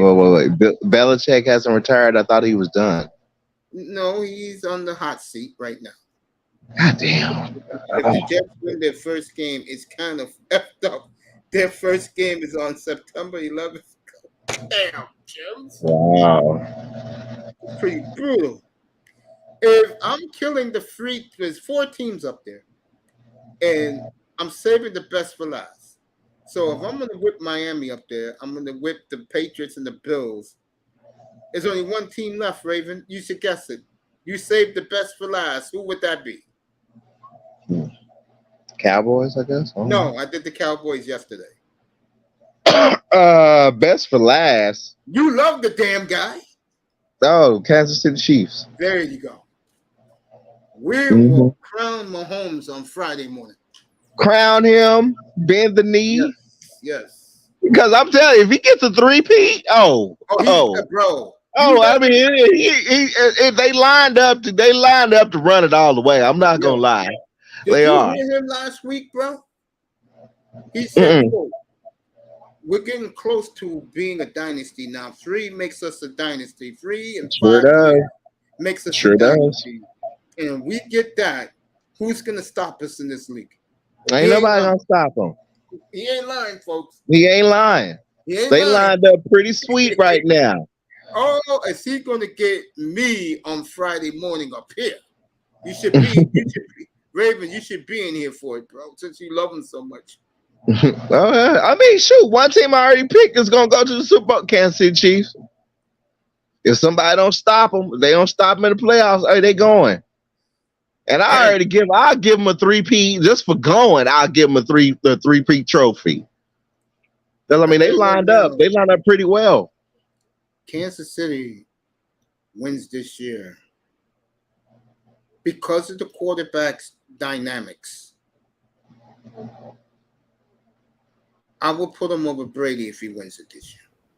Sure, I told one of my bosses just today, I was like, shoot, if Kansas City go all the way, sure, I'm like, yeah, I'm gonna go ahead and give me a Mahomes jersey because he done earned that shit. He earned my respect.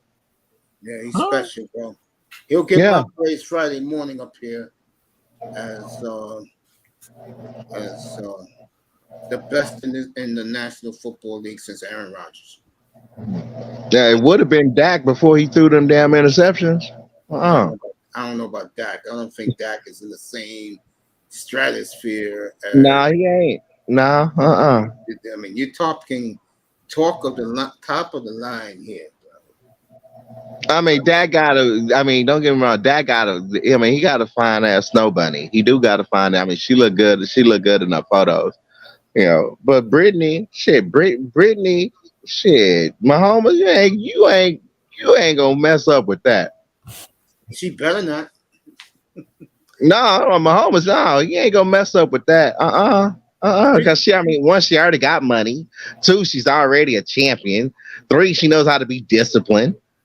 And pretty much she knows the sport. So it's like shit, Speaking of the chosen one, which is Patrick Mahomes, for him to come out and say these words tells you how important his legacy is to him. And let's be honest here, he's gonna have challenges, no question, because that defense is horrible, bro. I don't give a damn what they say. That defense is still not up to snuff. But this goes to show you how great of a player he is. Yeah. Yeah. I mean, I had Shake Money up here a couple of months ago. Oh, he got Andy Reid. Texas right now. Yeah, I got it right behind me, Jim. Talking about Andy Reid. I said, yo, bro, wait up. Hold up. You're telling me that Mahomes lost Tyreek Hill, okay, who has an elite quarterback throwing to him, okay? Huh?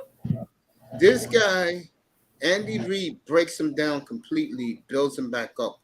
That motherfucker has no talent around him at receiver except Kelsey, and he's a tight end, bro. Are you kidding me?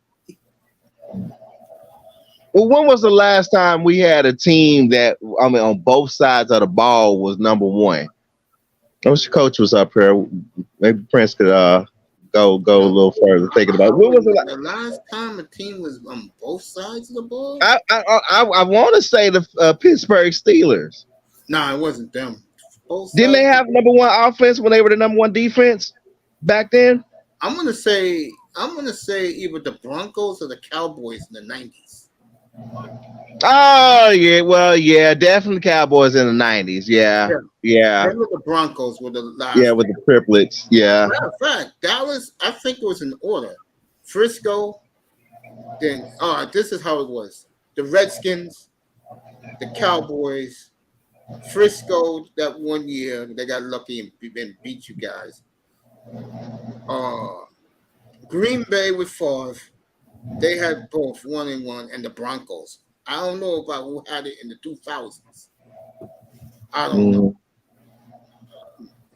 See, I think about the Bronx back then. See, I do remember Shannon Sharp. Shannon Sharp was one of my favorite Bronx players. He's a great player, but he's a clown. But he was a great player. Yeah, but he kept it. He honestly did. I mean, yeah, he talked major shit back then, but he kept it classy. All right, Texas is blowing it open as they're up now 13-3 over Houston. So they're slapping Houston back down, telling them to come back to reality. It's their division number. Back to Mahomes, bro. Yeah, Astros gonna slap them right back into reality. We got 2 pennies. Y'all got shit. Nothing. Zero. I like Texas though. I think they got the right. Remember that manager they have now was the team of the 2010s. They won 3 championships in San Francisco. What can I say about my Texas Rangers? Well, our baseball caps look nice. That's it. Damn. Third best record in the American League, bro. They'll get it. Yeah, they'll get those little accolades, but they won't win a pennant. They won 2 pennants back in 2010 and 2011. Well, we know what happened. I'm talking about the Rangers. Oh, you're talking about the championship. Yeah. You win the pennant, you win the league. That's what pennant means. They got 2 pennants at least in the 2000s. I tell you, that Michael Young was one hell of a baseball player. Very underrated because he played in Texas. Seriously, he was very underrated because he played for the Rangers, bro. He played anywhere else, he wouldn't be underrated. Jims is with me. Hey, Jim, skip the Oakland game. We're not watching Oakland, San Francisco, bro. Skip that game, bro. Go watch NFL Network.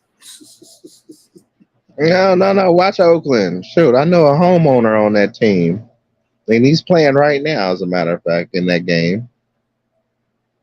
Watch the worst team in the league. Really?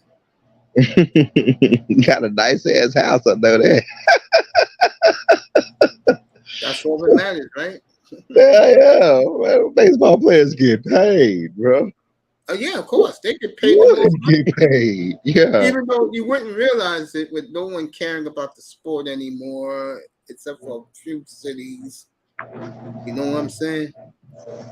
But yeah, we'll do Patrick Mahomes Friday morning. I'll get the first 3 teams out of the way. The misery in New England and the ineptitude in Miami and Buffalo. We'll get that out of the way.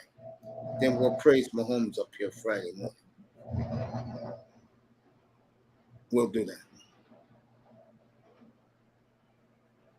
We'll do that. We saved the best for last, folks. Can't wait to talk about him, bro. Cannot wait. The Talk best about for last. here. Shoot, the Hell yeah, he's the best. Dolphins. So you talk about him last. Right, The right? disappointment of the Dolphins. Yep. Hey, like I said to Manzano last night, dude, until they get over their ineptitude, bro, you gotta win a playoff game, man. I can easily see them going 1-8. Easily. Very easily. If that happens, boy, You know you're gonna have why, me Mace? trolling.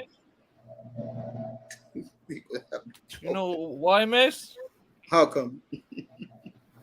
Because number one, we don't even know if this guy is gonna stay healthy. Number two, we don't even know if this offense is gonna be more than just one-dimensional. I say it for the kenzillionth time. They better get that running game up and going from the first snap in LA against the Chargers September 10th. And number three, what O-line do we have? Just run the football, bro. Who cares how many yards you Hey, get? what happens if we run Just run the ball. Hell yeah, you keep the defense honest. That's why there's something called a running game. What happens if we run the football and we can only get like, say, 2.5 yards? No, okay. Well, no. If you do a strong running game, what happens is you end up wearing. If you do it early in the first half of the game, you end up wearing out the defense. So by third, fourth quarter, you can go ahead and start passing. Strong running game. The Dolphins have a retirement on running game. Nah, by the time you get to the second half of that game, that first string bench and that defense is so damn exhausted they can't offer coverage, double coverage, or nothing like that. So you open up the field on your throwing. That's right. I got a feeling that they're gonna lay heavily on A-Chain. I got a feeling. If that's the case, Mike White would be in there very early this season.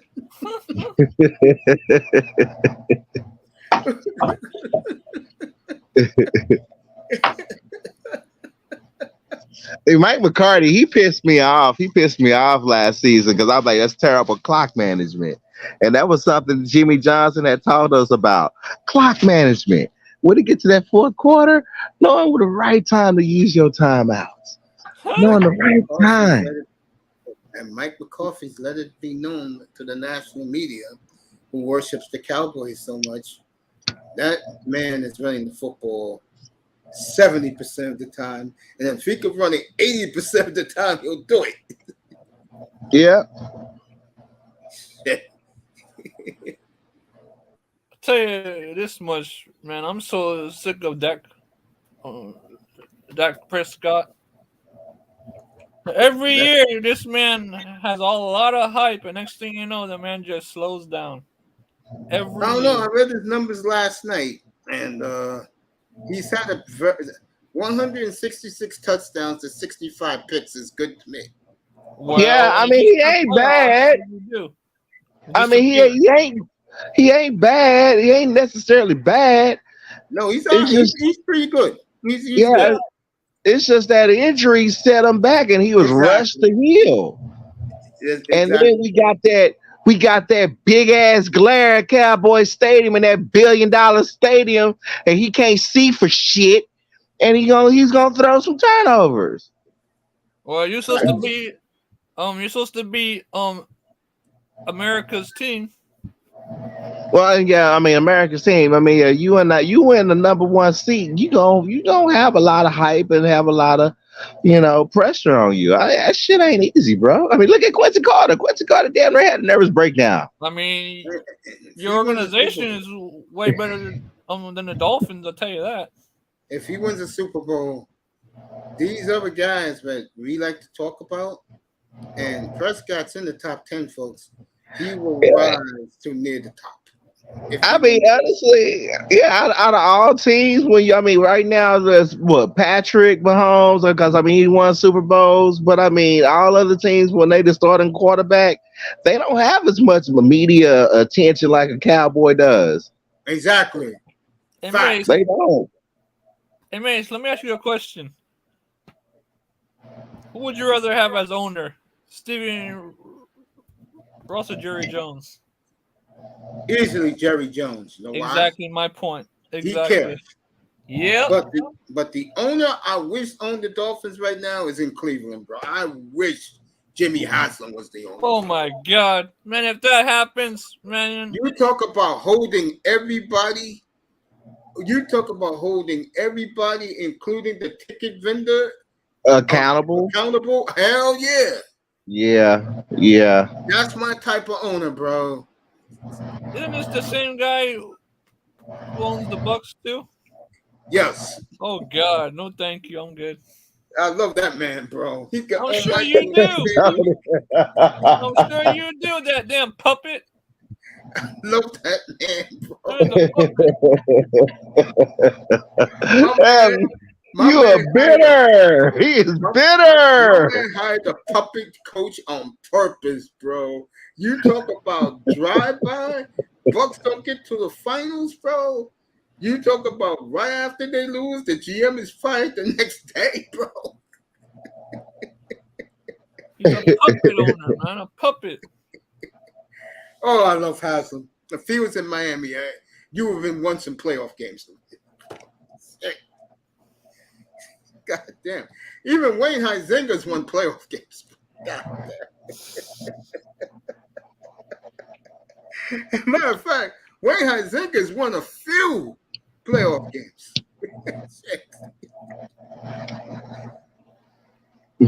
I take the New York. No, you don't want the Giants owner. No, Miami. No, don't you dare say that. No, you don't want the Tisch family. No. You want an organization like this gave fucking Daniel Jones $183 million, bro? Shit.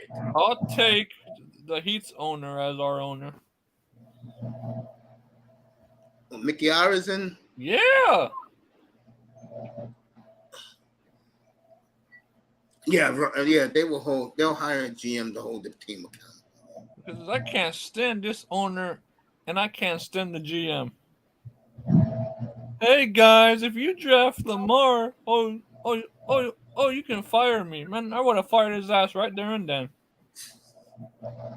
Mike Tannenbaum took the hit. But it set us back about 15 years though, too. The player you took though is a 3-time All-Pro, but it's in Pittsburgh. Yep. This is the shit I'm talking about with the Dolphins, folks. Stupid shit like this.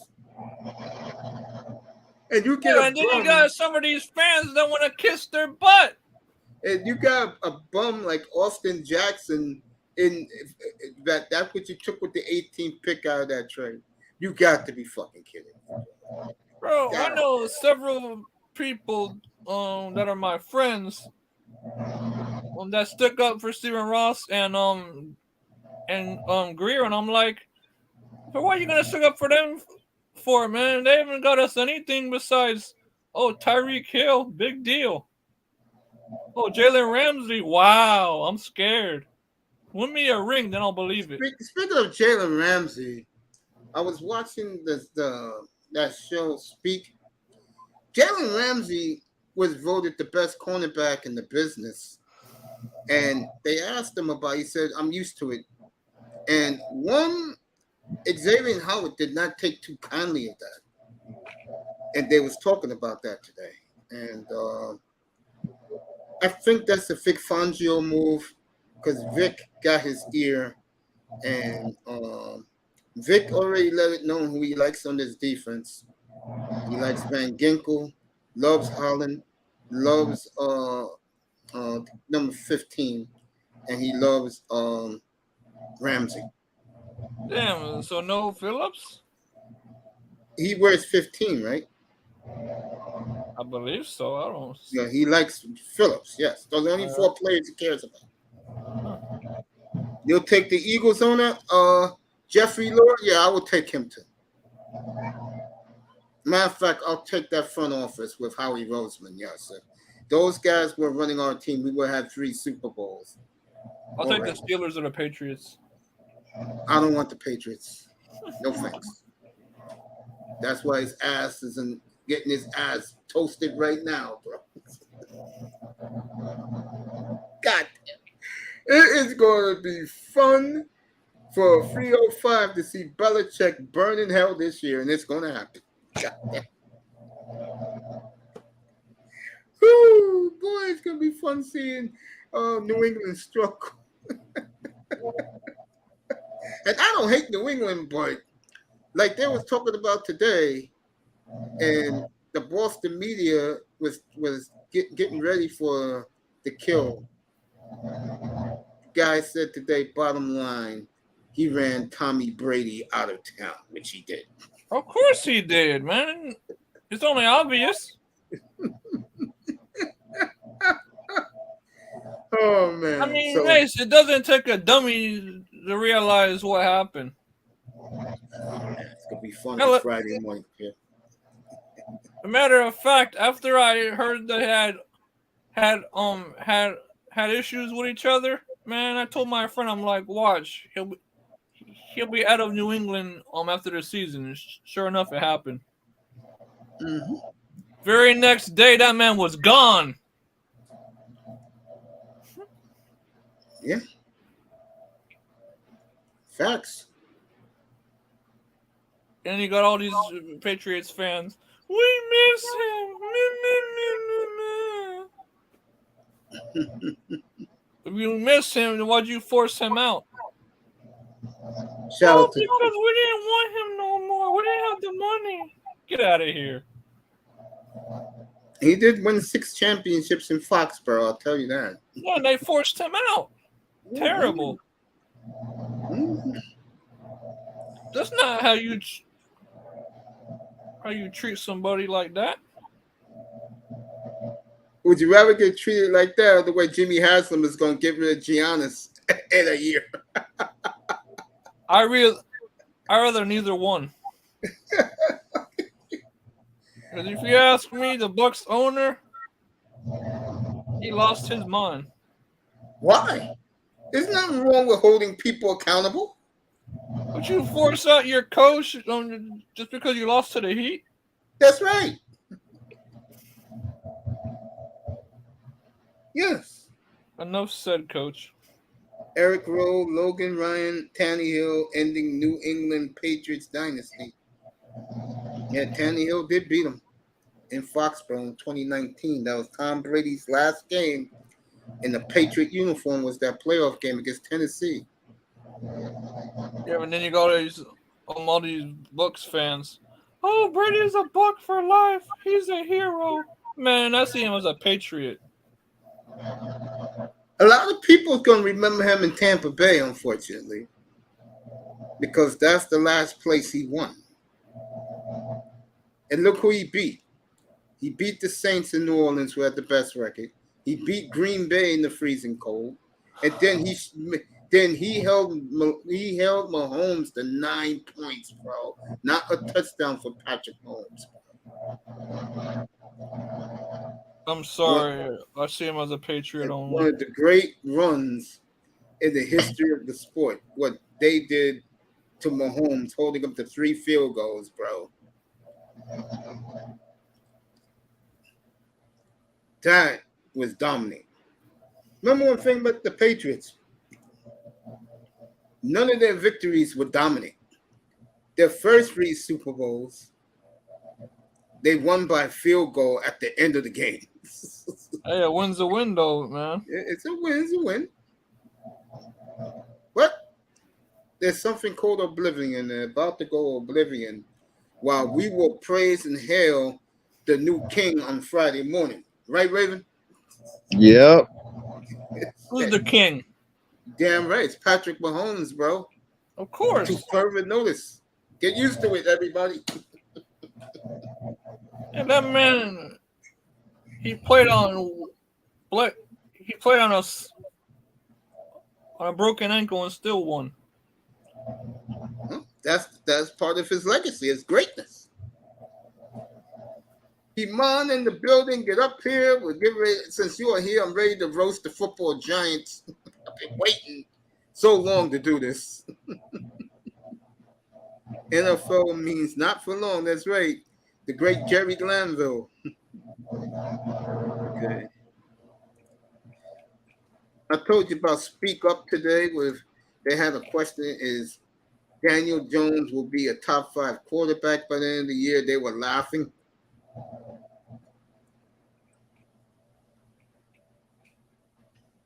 A top 5 quarterback? I don't know. That was the question. I don't know about all that. God damn, I know about all that. God damn mind. But the guy who's about to come up here, I hope, will say he's top of the line, better than Mahomes. He ain't better than Mahomes. Stop the garbage. Come on up, Iman. Get up. Stop the garbage, man. Stop the garbage. Come on, man. You know better than that. All right, let me get this started with the football giants. Better than Mahomes. They gave their left tackle this morning $117 million, 5-year deal. They paid him this morning.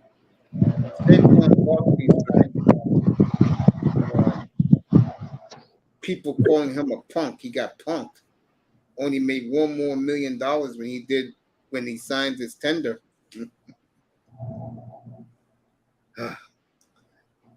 I'll save the quarterback. Let me do the defense. The defense is unknown. I don't know. They got a good pass rusher from Oregon last year in the draft. Giants hit a home run with their draft last year. Defense is unknown. Iman got to come up here to defend his defensive players. Now we'll get to the rest. Tight end is average. Oh, I forgot. They got this guy now. Tight end is aight. You got Waller got to stay healthy. The receivers are unknown. I mean, Iman think his receiving core is up there with the Dolphins, which I think is crazy, but let the brother dream. Now we get to the nitty-gritty. Running back, he's tremendous if he stays healthy. Yeah, $117 million this morning, Mr. Miami, they gave him. Yeah. All right, let's get into it. I want Iman up here so he could defend this quarterback, bro, because I'm about to rip him an a-hole right now, bro. Ouch. All right. I'm getting tired of this Danny Dime / what they call him, Vanilla Vic, they call him. That's what they're comparing him to. They're comparing him to Michael Vick now, or Daniel Jones, which I think. What? Wait, say it again, this? They're comparing him to Michael Vick. No way in hell. Get out of here.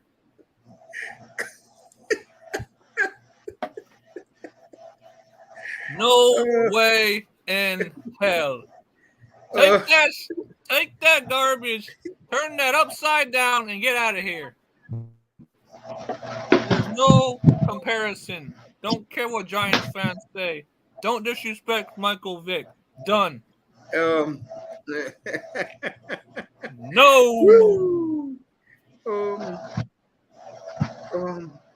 No. No. 15 touchdowns passing, 7 on the ground, He ran for over 700 yards on the ground. Giants expect him to run more on the ground. He's going to throw a lot more. People are talking about his deep ball arm. He has a rocket arm, according to these mysterious Chris Sims, Daniel Jones supporters. Blind ass fans. Folks, I wish Iman was up here to defend this boy. I really do, man. But I know what he's doing right now. He's watching his main man, Dennis Sperling, right now. That's his new Oh yeah, he hangs out over there. Yeah. Yeah. Kuma, you out, bro? You sticking around? Oh, look, here's the bottom line with the football Giants. The schedule is brutal. Their own division, at Miami, at Buffalo. New England, they should beat because the rivalry is heated here. And they play the Jets here week 8. And the Giants are the home team. They're going to blow up Rodgers versus this kid. And I think it's a mismatch. I don't think it's even a question. I'm going to give the Giants, and I know Iman's not going to like this. I'm going to give the Giants 8-9. And I don't know with this team, bro. I think they get too much hype by the national media, bro.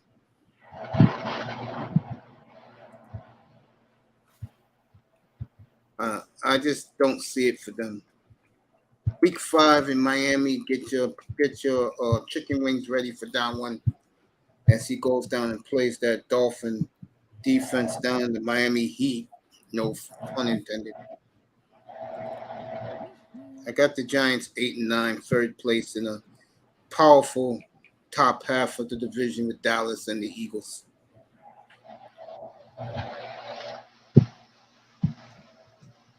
They got the third best quarterback in the league for now. Let's see what young Sam Howell does. Dallas got the best quarterback in the NFC. Eagles are right behind. So 8-9 for the football Giants, and we'll see. But can you please stop calling Daniel Jones Vanilla Vic, please? Vanilla Vic. Bro, there's no comparison, man. I don't care what none of these guys say, man. You can't compare him to Michael Vick. That is a slap in the face right there. So, because Michael Vick did more than Jones did in his first year. Yeah, man. So the Giants are 8-9 in my book. The quarterback, I think, is all right. I think, again, he has balls. I give him that. Daniel Jones definitely have a pair of cojones down there. He's tough. He takes the lick and can keep on ticking. The old Timex slogan. Hey, Question the receiving core. Question the defense. Hey, What's up? I gotta give it to you. There's gonna be a storm out there.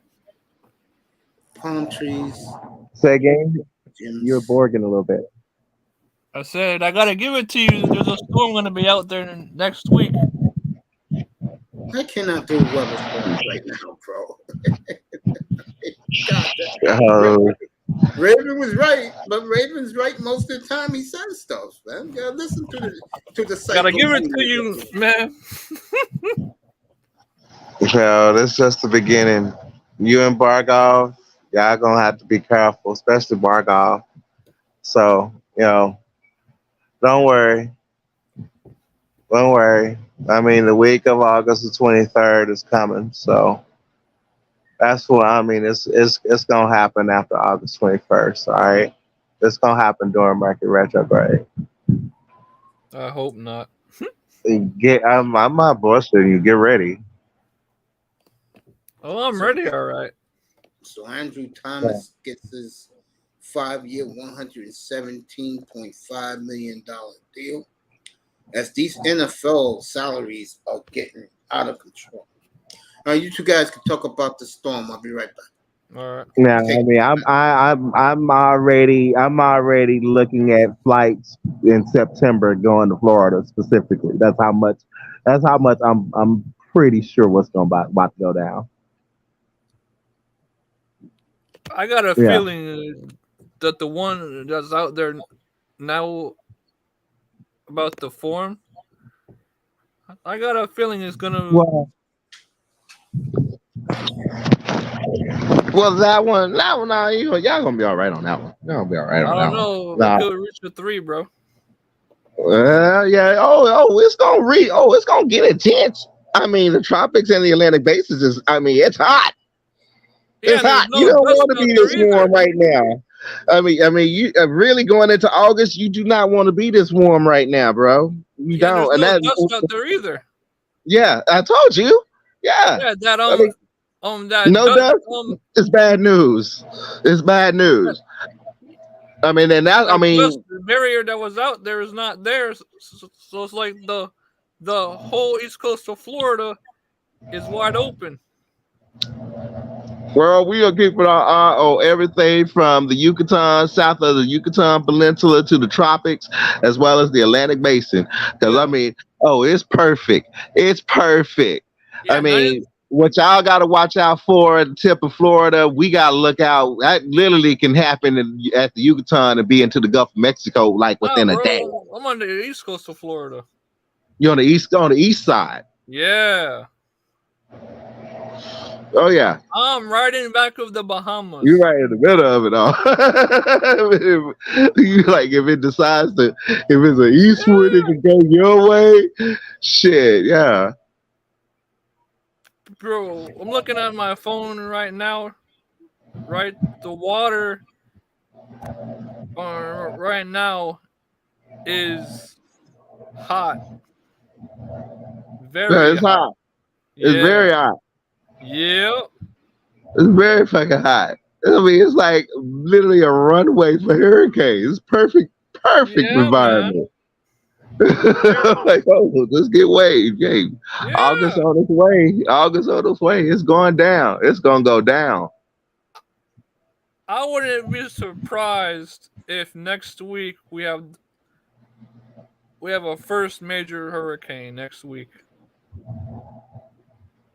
I Why would, I say that? Because it's so warm out there. all right, mama. Yeah, it's gonna get warmer. I mean, yeah, you still got 4 months. We still got 4 full months left. So I mean, now it's about to get started. So I mean, I don't. it's right on want no time. hurricane, man. It's honestly right. I mean, it's gonna probably be between 3 or 4 major ones out of this season, and yeah, they're gonna be pointed your direction. They're gonna be pointing your direction. Maybe one storm is gonna be pointed our Category direction. 1. Yeah, it's gonna be a small one. I mean, I think the one that's pointed our direction is probably gonna be a small one. It's not gonna have that much time to form over the Gulf. So we gonna get some rain out of it. I mean, August is already for North Texas is already projecting to be a wet August. So I'm like, oh yeah, it's gonna go down. So I mean, that's good for us because we don't have to worry about it. We can kiss these 100-degree weather temperatures goodbye. Yep. But yeah, it's gonna be interesting. Rain, man. Yeah, we definitely need it here too. So, yeah, but I'm nervous about this one. I'm nervous. I don't want a Katrina, and I'm like I'm targeting the 21st of August moving forward, and I don't want another Katrina scenario. But I'm like it's just damn near perfect for a Katrina scenario. So I'm also I got my mind on Louisiana. God, the water's freaking is warm, man, all over the place. Yeah. Terrible. That's just the way it is. It's just gonna happen. So yeah, and then, it's just gonna get stronger. Hey. Yeah. Terrible, but it is what it is.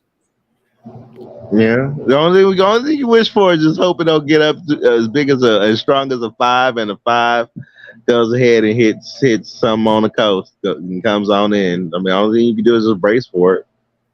I'll take a 1 or a 2. Nothing more. Seriously. Yeah. Because Is it when it well, comes to a 3 or a 4 or a 5, no way. Stay away from me. I mean, yeah, it has to be a pretty potent storm for it to reach me, but it's capable of. We get the outskirts of that shit, and the outskirts, yeah, Yeah, it that ain't a shit nice day. extends, what, 90 miles out? Oh no! Oh no! No! No! As it dies, like when it hits Texas, and as it actually dies, and Yeah. it goes across Texas, I mean, we get the outskirts of it. So that's Yeah, like that shit's basically. strong. I mean, it's strong for us because it's basically like a tropical depression over Yeah. Dallas. And when that happens, it's literally tornadoes dropping out of the fucking sky all over the city, all at once. It happened one time. And I mean, 7 tornadoes spun up out that bitch. I didn't know where to run. Because I thought about it. I'm like, where do you run? What do you do? What do you do? I was actually on the train and I was like, what the fuck is this train gonna have to do? Wow. Yeah, one. I think it was an EF0. It was either 0 or 1, and it actually hit our TRE rail line. The train had to. I mean, that's a full locomotive. So that locomotive had to come to a abrupt stop and then hit reverse so the tornado couldn't hit it. Yeah, crazy shit like that happens. Yeah, so and besides flash floods, poor Houston, Texas. I mean, there's streets there in Houston that as a kid, I never would think flood. It's now flooded. Damn. It's now lake, and Houston also got gator problems too. Thanks to Sugarland or Pureland, wherever the damn gator farm was at, them hoes got out. They supposed to got them out. Now they didn't get them all because if they got them all, we wouldn't have gators up in our lakes up here in North Texas. Yeah, I mean, it's all kinds of shit that can go haywire due to a hurricane hitting Texas. Now emergency services and all this and that, all that. Yeah, we got that shit ready. We ready. We help out Louisiana like we did before. Shit, we'll help out anybody. We help out Oklahoma if they need us. We help. But pretty much Texas, we hold our own. We actually watch Florida because how Miami set up their infrastructure after what was that, Andrew? Yeah. That hit. Yeah. So, man, I went through Andrew too. I remember it as a baby. I remember it as just being a big ass storm. It was a big storm, and when it went through where I live at, my old neighborhood, man, you saw the water fucked up my dad's house. Seawall. Yeah, bro, that's what my dad was always telling me about. It fucked up his house. It fucked up his house. I would have been in that if I was living down there. I was close. I was very close to living down there. I just happened to be there. I literally saw the lake water in the back of my house when I lived down in Miramar, raised above the fence, hit the screen porch, and shattered a freaking window. Damn. Easily. Yeah. Like it's nothing. Yeah. And when I was sleeping in the middle of the night, I hear bang! I'm like, what the hell's that? Bro, there was glass over the place. Bro, FEMA had taken me. I mean, when Katrina hit, FEMA had taken me because I was like, yeah, I want to see the damage. Up to that point, the only damage I ever seen out of a hurricane was Hurricane Alicia. That was the one that I was in. Yeah. Down in Galveston and Houston, so I was like, okay, I want to see, what all this storm ate. So we went into, it was one of the parishes. It was a Jefferson parish. And I'm walking the streets. This is way before the president finally came there.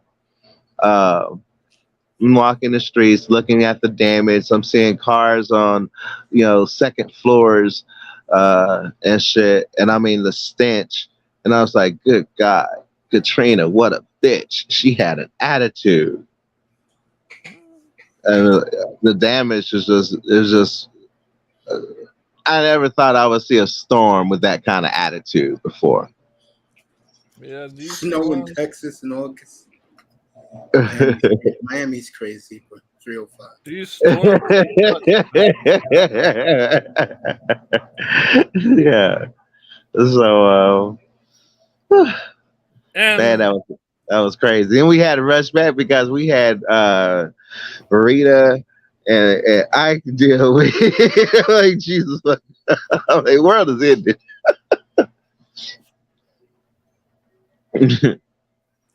yeah, and another thing, I don't trust none of these weather guys either.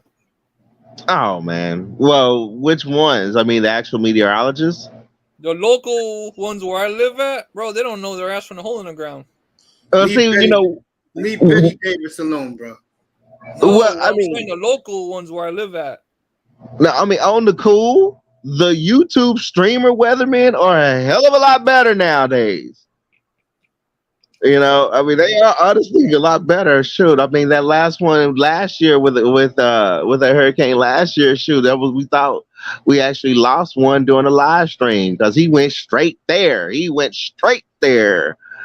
And I think his feed lost his feed for a few hours. People thought he was dead. But I mean, them storm chasers, they're doing better news reporting than the meteorologists. But we want to probably still pay attention to the meteorologists, Yeah, the ones here are They're ready for their retirement. man. So I think it was Hurricane Wilma or Francis or something like that, man. They said, it's gonna miss us and go one direction. Bro, this thing went to the west coast, turned around, and came Turned back. around. I said, what kind of weather guys are these guys? And I remember that one that turned around. yeah, and the very next morning, the news station gets on the news and says, these people don't know what the hell they're talking about. Oh, there was one meteorologist. It was one bad weather forecast where they were predicting some inclement weather coming in the DFW, right? So they literally caused a freaking panic. Oh my God. People hit up the stores, buying shit off shelves for nothing. You want to talk about how bad the city was mad? Yeah. I'll tell you one thing, man. I have a case of water inside my cupboard, and it's been there for a month or two. And I tell you, next time I go to the store next week, I'm buying another case of water and putting it in there. And you know why? Because as soon as they see a storm coming here, those things are gonna fly off the shelves like it's nothing. Now.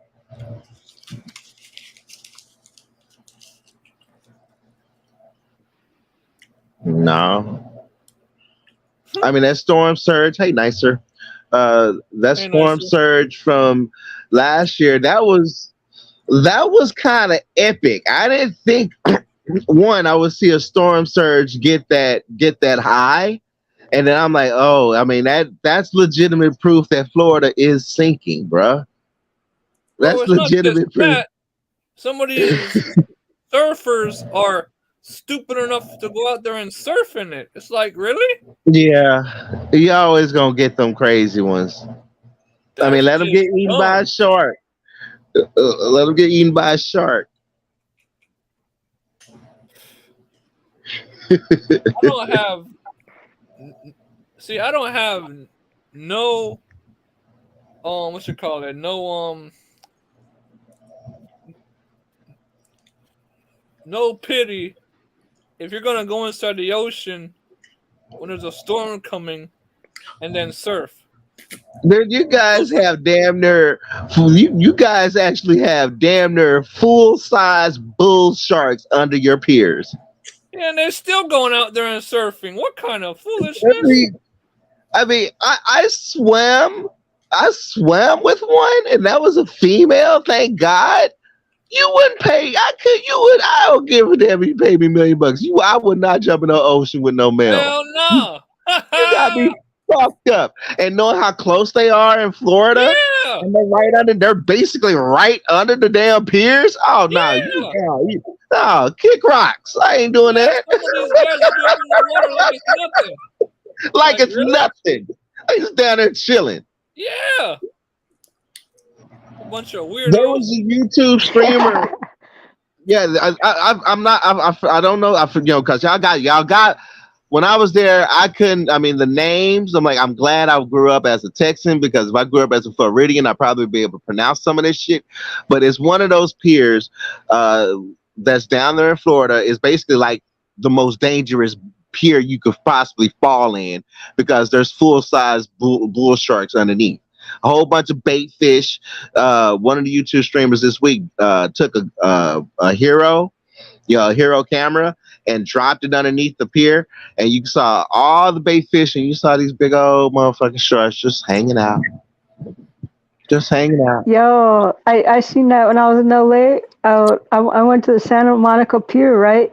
And I only went maybe like knee deep in the water, and I'm like, oh, okay, I'm good right here.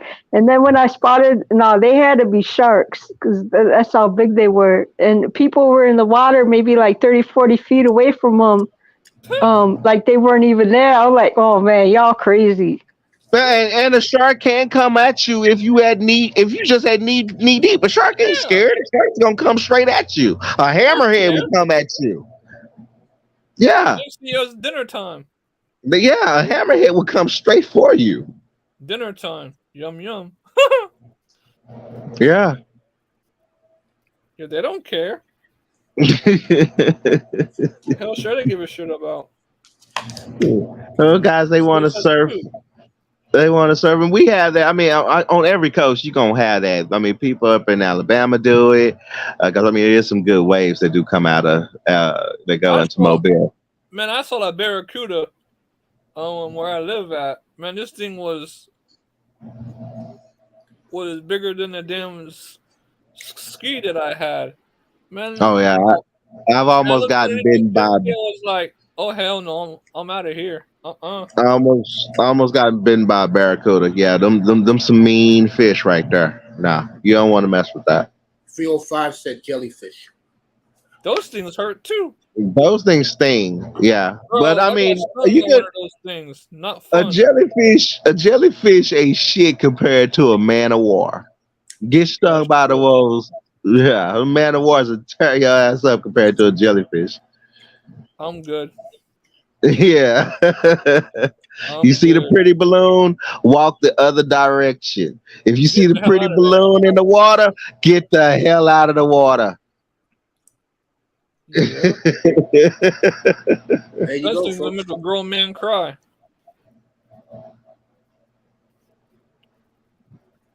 Yeah.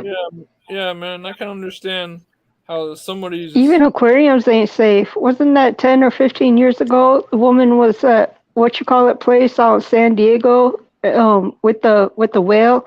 The whale got a hold of her and took her underwater. She ended up dying. That was San Antonio. That was here in Texas. Oh, that was in Texas? That was SeaWorld. Yeah, she was a trainer, and I mean, man, we had to. Yeah, that was actually our iconic killer whale that was was raised in captivity.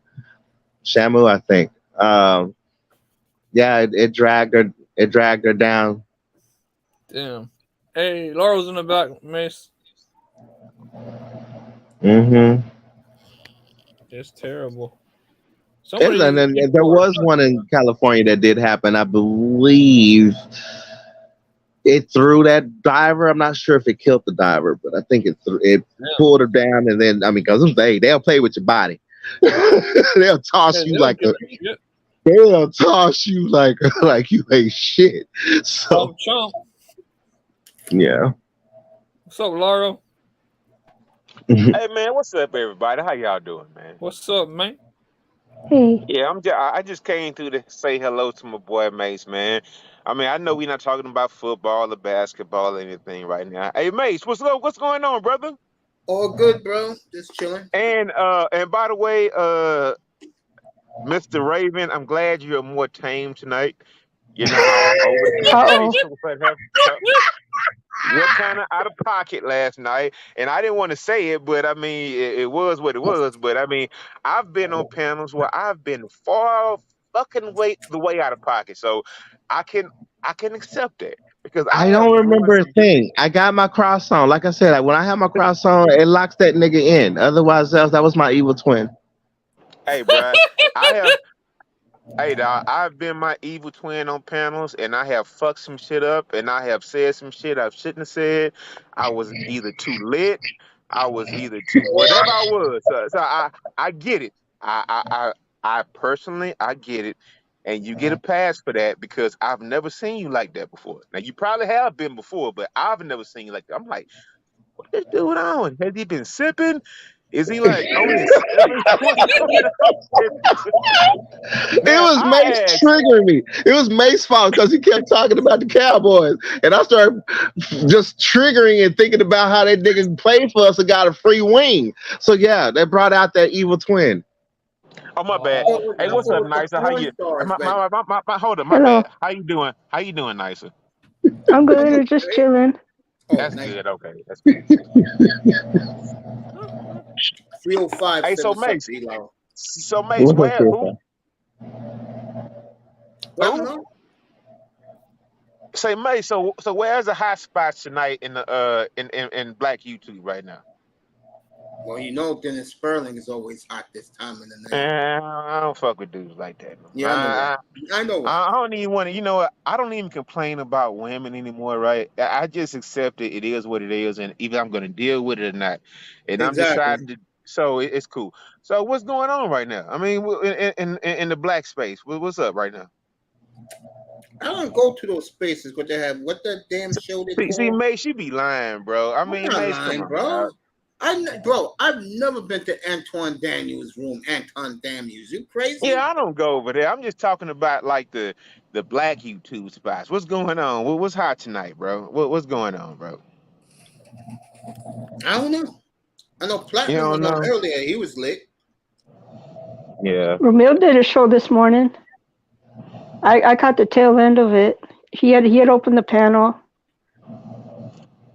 Yeah, but you know what the thing is like with spots like Ramil or whatnot, that's what I've been on for like the last past year. Man, I'm not, and like just like me, I'm not trying to hear dudes cry about women all day. And if you do cry about it all day, you're kind of a sucker to me. So it's like I mean, that's just basically what it is. So I'm on like complete eye to eye with Ramil, just like. But the thing is, he just comes on YouTube when he wants to, and you know, shit. That's my biggest regret, Mace. I should have really started my platform and put something behind it because you know it's all it takes to just come on and just talk and just say some things that everybody knows. I mean, fuck, it's just like, God damn, man. But of course, the people have to like you, right, Mace? That's true. They have to actually like you. That's And true. the thing, hey, you can't come on and be an asshole and be condescending and you know just think you know everything or whatnot. It's just like present it with for what it is, and it is what it is. So you know, Laurel, you alluding something, bro? no. I'm talking about like me myself or why I never started because you know what, Maze. The thing is, I'm charming, but I'm not a likable guy because I'm not gonna sugarcoat anything. It's just like, I mean, goddamn, but I have my own problems or whatnot. So, and that's the thing about it. I've been like focusing on myself, so I don't really have time for that. But I wish I would have though, because you know what? Sometimes these dudes be checking a big bag, You right? see, Laurel, that's why when I start my channel, you need to go ahead and buy my course. Man, look. Here's the thing. Hey, Raven. right, man. I'm good. I don't need any courses because I think I'm actually good. I've been okay. I've been okay and whatnot. But the thing is, it's like, man, and of course, I've like donated like money to like several people in the space or whatnot, right? But in hindsight, I mean, I had a whole wife at the time telling me like, why the fuck you sending these niggas money, right? Because I never really had a bunch of problems. It's just like I was just supporting the brotherhood or whatnot, right? But when I found out the brotherhood was just like, man, shit, they don't give a fuck about self improvement or none of that shit. It's just like, man, shut the fuck up. I want to hear them talk about Keisha all day, every day. So it's just like, all right, man, well, fuck all y'all. So I mean, but It's like Well, I mean, there are many. I'm sorry, Mace. No, you go ahead. I mean, there's been many spots over the past few years where it got very repetitious. It surely did. It got so repetitious even I got tired of it. That's why I decided to step outside my realm a little bit. But at the same time, the brothers need to have a space where they can voice and vent, and that's what I not do about appreciate the crying spirit though, for. dog. I mean, it's See, like the thing is, always someone a cuts lot you of off because people got tired of that they though, man. always someone cuts you off and don't let you explain your point. Let me finish, Laurel. So the space always goes. They say, "Oh, was someone crying." See, that crying is also venting. Now, see, Mm-hmm. the brother, look, the brother that was actually on one of the channels that I was on that went off and shot those people was actually out there, what you would call crying. But again, someone didn't pay no attention to it. That's what the space provides. So we all got to hear out somebody vents. I mean, the space has done its work. These females are now starting to change their motherfucking ways. Passport Bros is a movement. Passport Bros got effect. SYSBM got an effect. MGTOW got an effect.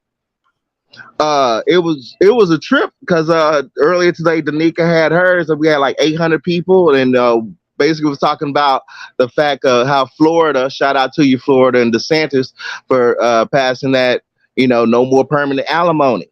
Oh, now winter is here. So I mean, without the space Okay, really voicing their concern but and getting a see, lot of movement. okay, now Raven, and here's my thing right now. We both live in Texas. Ain't no such thing as alimony here, right? I mean, it might be for like certain Yes, like it is. wage What is after percentiles. 10 Like, years? no, hold on, let me get to that. It might be that if you're in a certain like tax bracket or whatnot, but just like for Mhm. regular middle class people or whatnot, ain't no alimony down here in Texas, bro. Like real talk, bro. I mean, I because thought if it's you just were not married for that. 10 years, you got to pay spousal support. You thought I was? You said what? I thought if you were married for 10 years, you have to pay spousal support. And common law marriage now actually what counts after a Here's the year living thing, though, together. bro. Look. Here's the thing. We have to apply all these situations to ourselves, right? The thing is, if you're a 9 times out of 10 in a middle class household, right, in Texas, 9 times out of 10, the woman works and the man works. So therefore, unless that income is like severely off track, like if you make 150K and she makes like 40K, I mean, and that's usually not the case, right? Yeah, like Because Dion and you Pylon, right? you know what I'm saying? Unless that's the case, Hmm. right? No, it's no alimony down here. So most guys are not doing it. And I'm saying most guys in this space are not no guys in this space. I mean, dog, you gotta like make that shit applicable, right? If it don't apply to you, why do you care about rich people paying fucking alimony? Because I that's totally not agree. you 9 times out of 10. Ain't no Well, So it about ain't that. not that many in here that are married or ex-married or anyway. I mean, not like that's a so massive then number. So look, bro, listen. I understand guys gotta understand game. They gotta get up on knowledge or whatnot. But bro, this is not really the place. I mean, I mean, because you wasting time. Because you know what? For the new people who come through here, I think they should listen to the information, but they shouldn't necessarily follow anybody, right? Because honestly, like I felt that this message needs to get out to everybody at first. But then I like slapped myself on the head one day. I was like, you know what? Perhaps everybody don't need to hear this because they haven't been through certain situations. Because I can't compare myself to somebody who's like 23 years old and going through with their girlfriend or whatnot. Bro, I done been through all that Hmm. shit already. So it's just Yeah, me like, too. no, we don't. So I don't see why an old nigga like Mace's homeboy BGS will be speaking like young guys about what they should be doing in their life. But you done lived your life already, bro. BGS ain't my homeboy, by the way. I'm just saying, like people, certain people, bro, you done lived your life already. I would tell anybody, man, go out there and live your life, bro. Just be careful. I'm not hate, man, bro. I've heard so much dumb shit in this space over the last few years. Bro. It's just like, man, it's just like I come around, hey man, where you been? Shit, doing my thing. Shit, I ain't got time to be listening to this shit all goddamn day. Like because I real man, look. Bro, I had to realize, man, because one thing I will say that my ex-wife did, dog, she told my homeboys, dog, and she told like a couple of my family members, this nigga be listening to this shit online, and this is the reason why I think we getting a divorce. She did that shit. And you know what? I can't confirm. Look, bro, I can't confirm right now whether she was right or whether she was wrong. But what I'm telling you is, man, some of this shit sometimes, bro, can be actually toxic. And you know what? And I say it personally myself. No, that didn't have nothing to do with it. We just grew apart, XYZ. So I'm not saying me listening to this space. What I will say, me listening to this space, it didn't help it. It didn't help my situation. It most definitely didn't help it. Now I'm not saying it hurt it, but I'm trying to say it didn't help it.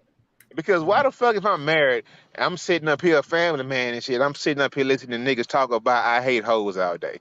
So as far as that goes, she was right. Yeah.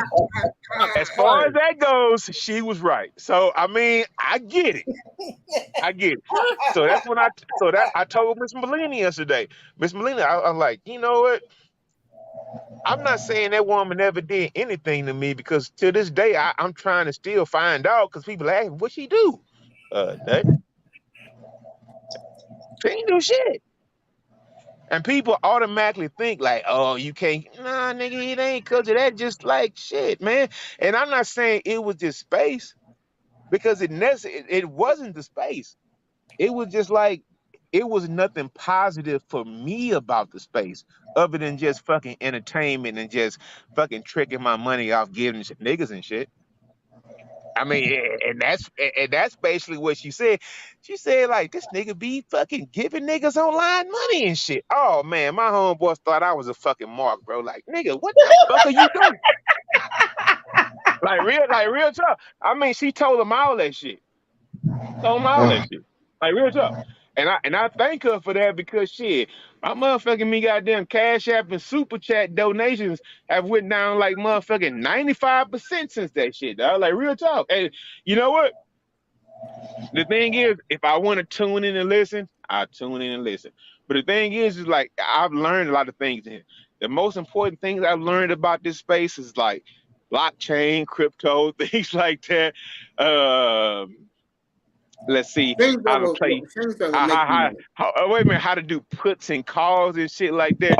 But all this stuff about the women shit, bro, man, bro, um, it was just totally entertaining. And you know what? I always say something. If you want to hear something, support it. So that's why I actually did it because it was actually entertaining, bro.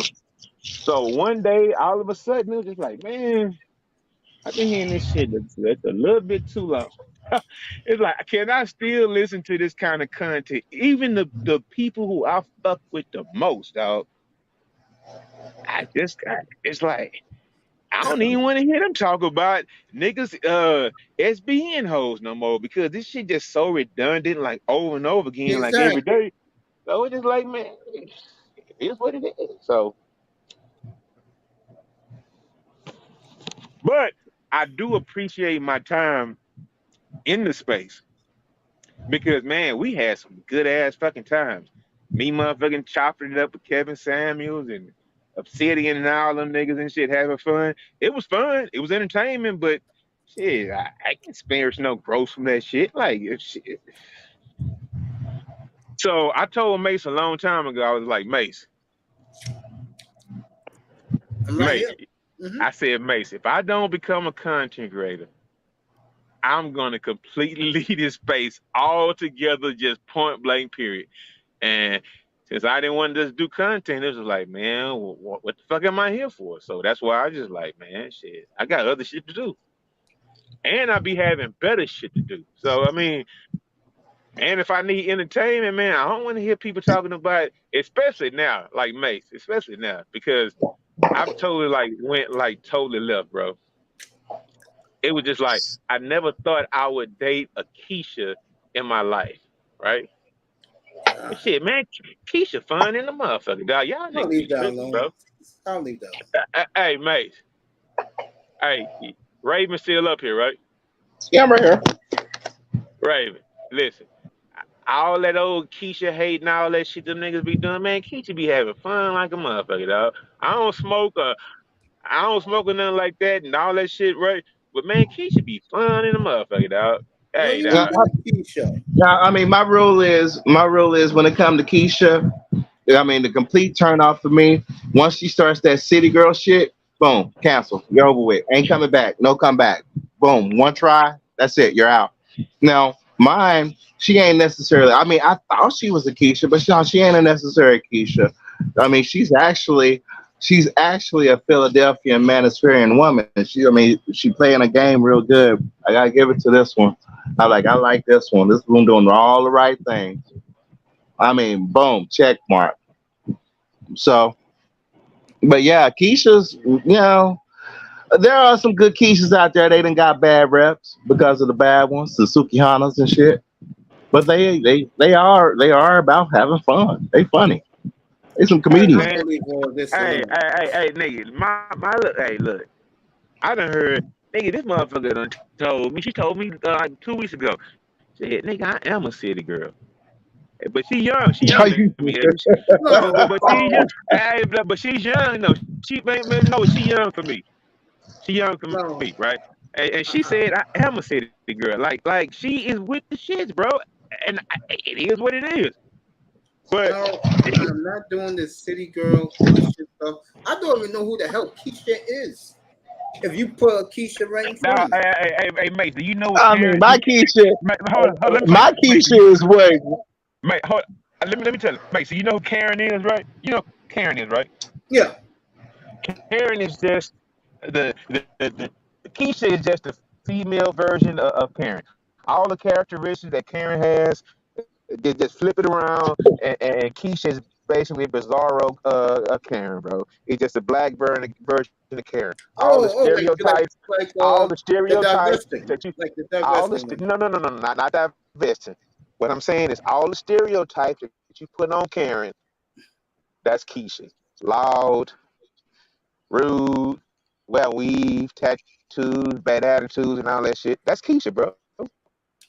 Thank God I don't even look at those women. Man, you should, dog. Neck tattoos, No, nose thank you. rings, What? Oh, those bitches. Those are the Keisha with the damn nasty as bull rings in their nose. green weave.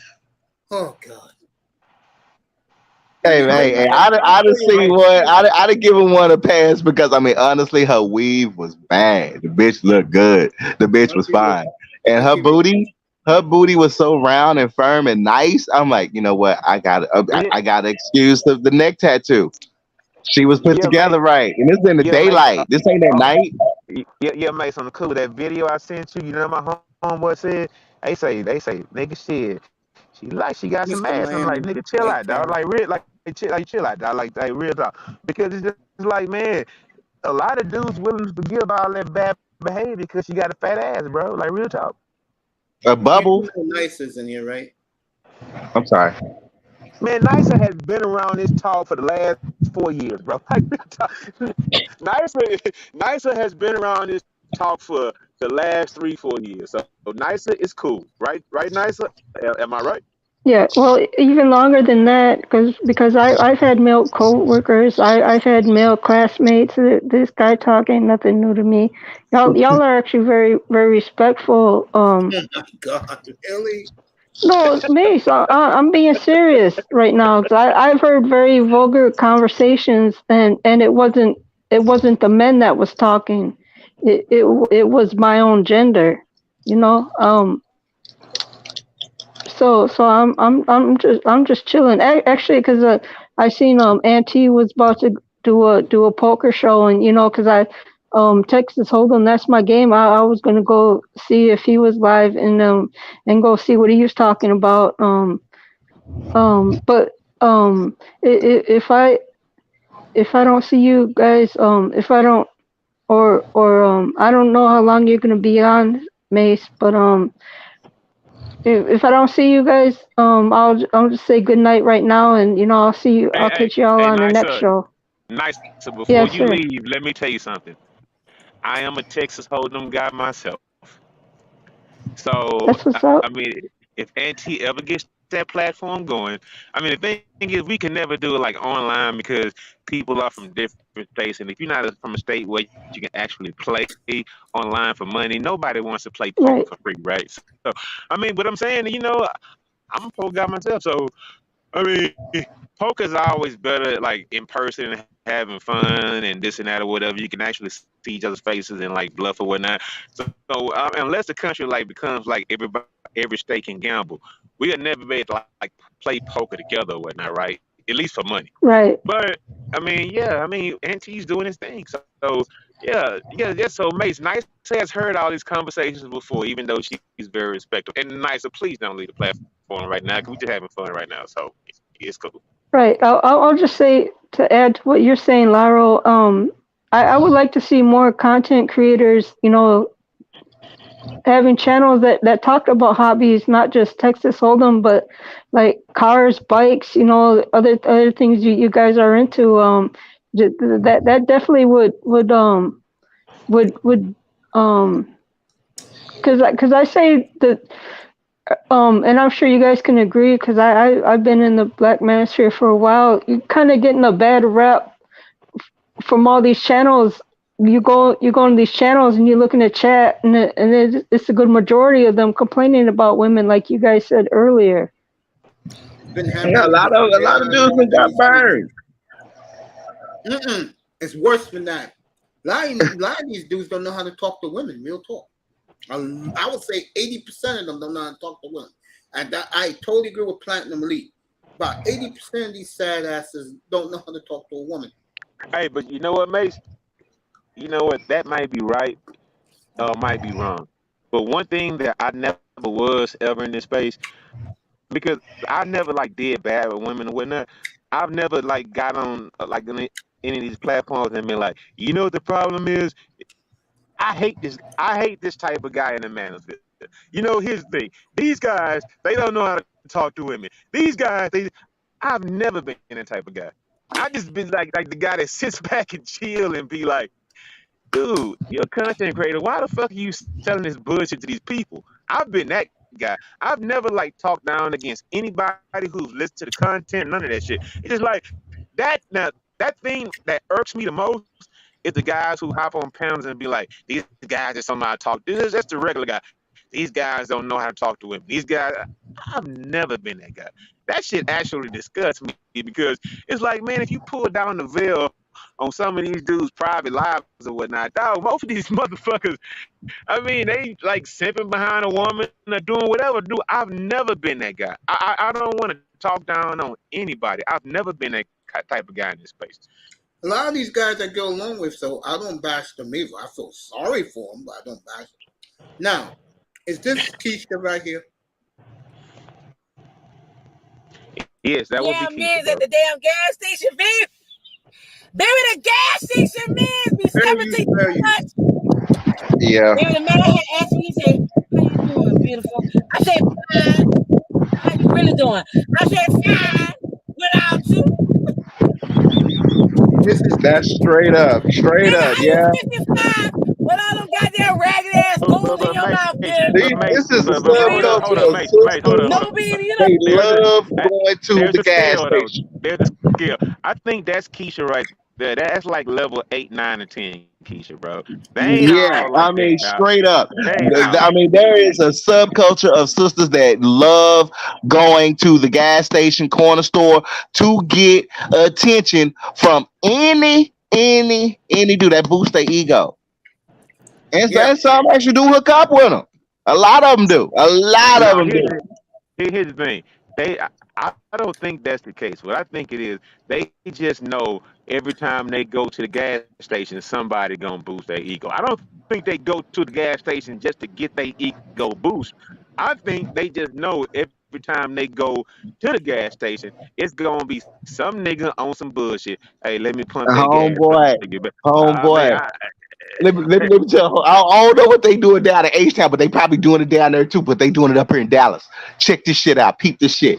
They going to the goddamn gas station. We say gas station, we're talking about Q-tip, racetrack. They going for crushed ice. They going for any reason to go. Crushed ice, homeboy. yeah, and you know what, man?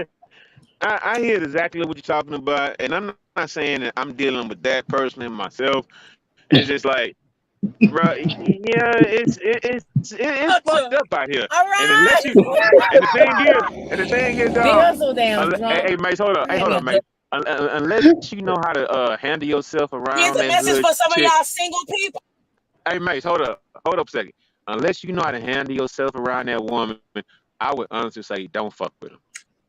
Real talk. I would actually say don't fuck with them. Don't go within 100 feet of the motherfuckers trying to talk to them.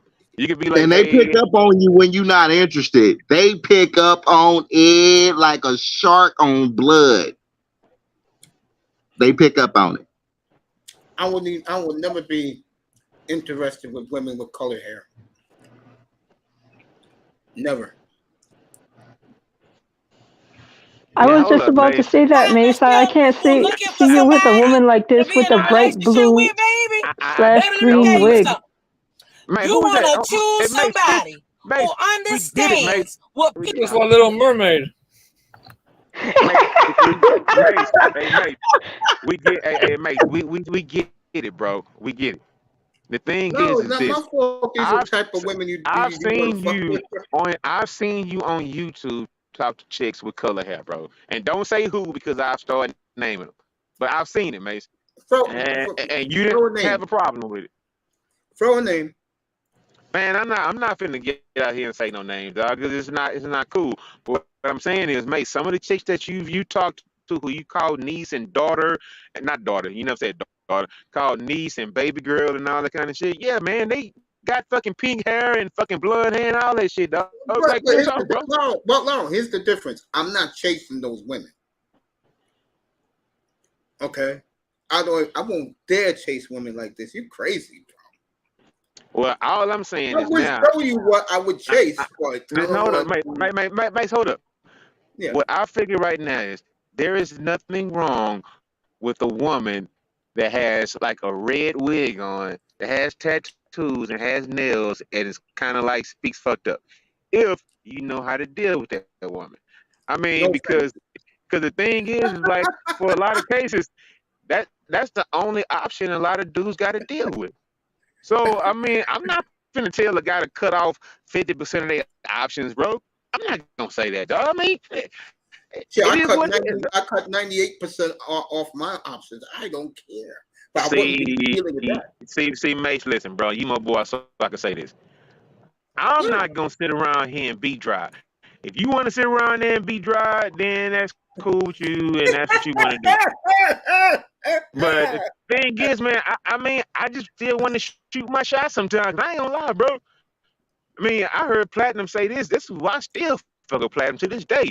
Me and Platinum was talking about like 3 years ago, 4 years ago. Like, shit, I like that. Nigga, honestly, I like when the motherfuckers put them lashes in their goddamn eyes. Well, I like it when the Yeah, motherfuckers be Platinum getting is all those baby. women. He Nah, still does. I like that shit, bro. I I like don't. it. To me, it's a big I kernel. mean, bruh, I like Well, I it, bro. like how Sha'Carri Richardson outgrew that trend because you know she did plenty of races with the wild colored wigs. How she snatched the wig off at her last race and then smoked everybody. Was that one Yeah, or I 2 mean, weeks ago? It's funny how when there's an overwhelming number of voices shaming that shit, that they're finally dumping it. Man, I'm tired of it. You don't need to have that fake colored wig shit on. And I'm like, I'm glad when she knocked that shit off. I'm like, yeah, finally, now you can show your real you. Hell yeah, she does Right. them. Hell yeah. Don't need. I mean that. Whoever started that hood, that ghetto fabulous shit, they need their asses kicked, and it's probably from a big It girl. starts here, bro. It starts here, ends here in New York, bro. I mean, they need their asses kicked for that shit, for real. Nothing wrong with being ghetto fabulous for Hey, men. man, look, I I'm could care not less finna for sit women, up but and for men, I'm no not problem. finna sit up and judge somebody who wears some shit that thinks it makes them look better. I don't necessarily believe that all the time because me personally, I wouldn't prefer weave, but if she got that shit looking good and that shit looking right, I mean, I'm not finna sit up here and be keep talking about all day. Why the fuck you wearing weave? Why you wearing? I mean, Oh, I look, do that all the time, bro. I'm not finna make nobody stop wearing shit, so I'm gonna get in where the Like, fuck I fit in at, I'm gonna dog. say, Bro, I'm not gonna say what I was about to say because Nice is up here, but let me just put it to you this way. I tell her, hey, if you're gonna wear fake hair, just go bald, okay? Just go man, bald. ain't nobody trying to hear that shit, man. It's like, hey, real talk, man. Ain't That's nobody facts, bro. bro. Go bald. I hear you, dog. I I hear mean, you. there's nothing wrong with Aunt T's partner when she's doing the purge, and you know who she is. There's nothing wrong with her with almost a bald head. I don't have a problem with her at all. Hey, mate. One thing I will say is this: is Yeah, that from back in the day, maybe yeah, like because none of my wives like wore wigs or whatnot, right? So, but yeah, I could say like when I was like dating these chicks or whatnot, man, like yeah, look at 15 years ago, bro, a chick came through a weave, man. I was fucking like sweep my floors or whatnot, right? Man, yeah. that shit used Bro, to shed like a motherfucker. You for real, have that a shit broke my broom and the vacuum floor cleaner. full of you have a counter for you fucking spray your counter down and wipe that shit down. You have weave. Man, they done made that shit a little bit better now, dog.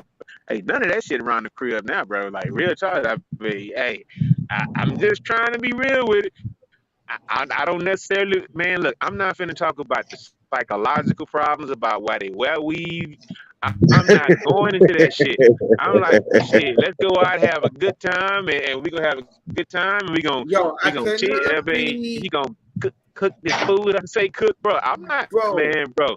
I That shit got was my a image to protect. I am not walking down the street at 7:30 in the evening Eastern time with some chick rocking raccoon hair rug on her hair, bro. I can't do it, bro. mate. Let me tell you something, bro. I'm gonna send you a video from when we was at the goddamn the food truck at the club last weekend or whatnot, right? And I didn't give a fuck about tattoos, weave, none of that shit. Let me tell you, man, bro, fuck all that shit, bro.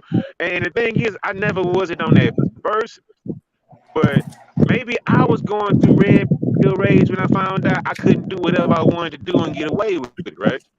So it's just Mhm. like, bro, man, y'all gotta just, man, y'all can keep on listening to this. I mean, because it is, as long as it's entertainment and you're getting a certain entertainment value out of it and you're not taking none of this shit too seriously, that's all good, bro. The only person that gives me entertainment who has a platform is Platt. That's it. NT too, but NT's a little wild, bro. I mean, Auntie was up. I mean, Platt cool. I love Platt, bro. Auntie cool than a motherfucker. But the thing is like, I don't go by Lil Dude channel no more, right? I mean, I really shouldn't be calling him Lil Dude, right? Oh, I know But you're he be, talking about. I'm not gonna but mention but his name. I know you're talking about. but he be talking some real shit too, man. It's just like, man, bro, a lot of dudes just be tripping and whatnot about a whole bunch of shit that be going on. So it's just like, man, bro. Because Mace, I know a lot of dudes are one blowjob away from settling down, trying to at least talk to Keisha or whatnot. But Keisha come with a lot of shit, dog. And I don't even think most guys who be hanging around this space even ready for it or even want to deal with it. So I just say stay No, away. hell no, they don't deal with all that. No, see, they like stressing us out. They know that kills us off early. No, That's what space need to be here for, so we can talk about this shit. Man, dog, you need to learn how to ignore that shit, dog. Like real. Yeah, Exactly. girl, I ain't gonna ignore that. No. Right. Because you ignore it, what happens? All the wisdom just goes ahead and die off, and you end up having a gap in the community once again. No, we ain't backing down from this. No, Hey you man, can hey forget that. man, It ain't hey happening. dog, that's what's up, man. Hey dog, if niggas want to keep fighting the machine, hey, look, I got your back. Keep fighting the machine, but man, shit, I'm not finna, man. Look, shit, What the hell's I the ain't. machine? We are gonna change the laws of this land. The Y'all machine can is. go ahead and query. Hold on, wait. The machine is shame, blame, and explain these women to acting more traditional, like they should be. That would be the manosphere machine that the manosphere would like to create. And you know what? Hold on, Laura. Didn't they break More that SB off to like another level of the spear or something like that? man, I don't know what's I going don't on know. because I don't really be. I mean, even though I fuck with a lot of people, I don't be listening to none of that shit no more, dog. Because it's just like. If I was to come on the scene and be like, "Hey man, I'm fucking with a chick that's 18 years older than me. She wear weave, she got tattoos, but she cool in the motherfucker. She got lashes on and all that shit, nigga. Like, but she cool in the motherfucking fan though. And I mean, shit, I don't really have a problem with it. I mean, but I felt like this way before that. So it's not like I just recently just fell back. I've been falling back from all this shit for like a year and a half or so. Like, nigga, the fuck I'm listening to you niggas talking about hoes all day when y'all got y'all own shit going on, and I can't. That ain't me no more, bro. It is. I mean, it is what it is. But you know, just how new people come into the space all the time, older people who've been in the space. I mean, it's just like, man, it's like, man, I can't keep listening to this shit all day. Dog, it's just like this shit ain't helping me none no more. Dog. Like, good. Like, and I'm not saying it never didn't help because it did give me an outlet to get some of my feelings out personally and whatnot. But like right now, man, it's just like, man, it's what it is, man. I give it over to whoever who's trying to, find. But online is probably not the place to do it, dog. Especially like listening to dudes all day who really just, I and this is think what these YouTube, people online are very comical, bro. and this was what YouTube is for. All right, if you're here to make money. So I'm not like blaming the content creator, right? But sometimes I do listen and I'll read and I'll see what guys are saying or whatnot, and I just put my hand in my head like man, fuck. I just don't see. I mean, it's just like this space has been around for a long time, and I mean, it's like ain't none of the shit y'all ever tried changed shit so far. So what's the use of even just keep beating your head against the wall all day? Man, It's I what's gonna don't know. I change? mean, for that kid that was with that Keisha talking about she was all cool and cool and cool, I would just like to ask him one question. If he met the devil, how do you think the devil will approach him? You think the devil will have an asshole attitude, or would the devil be cool with him? I mean, I think it would be totally left up to him to how he interprets who the devil is and what the devil does. Yeah, again, the But I devil mean, will definitely come with a cool approach, I bet you.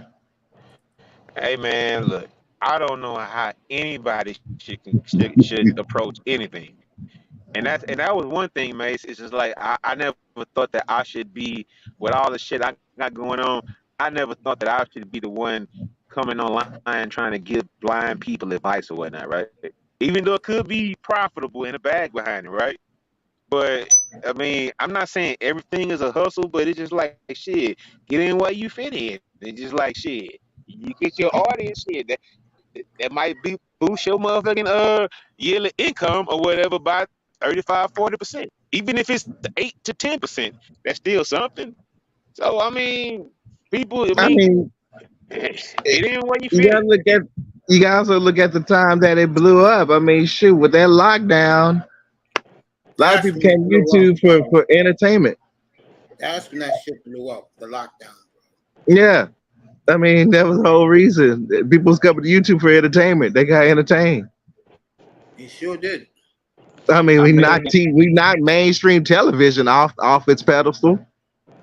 and you know what? To tell the truth, like when the whole lockdown thing came out, that's when actually I was actually getting out of this space. I was starting to fuck Yeah. more with like the crypto side, the investment side, and things like that. But I always still was kept on tipping my toe in and putting my toe in to the side to where motherfuckers talking about bitches and hoes all day and all that kind of shit, right?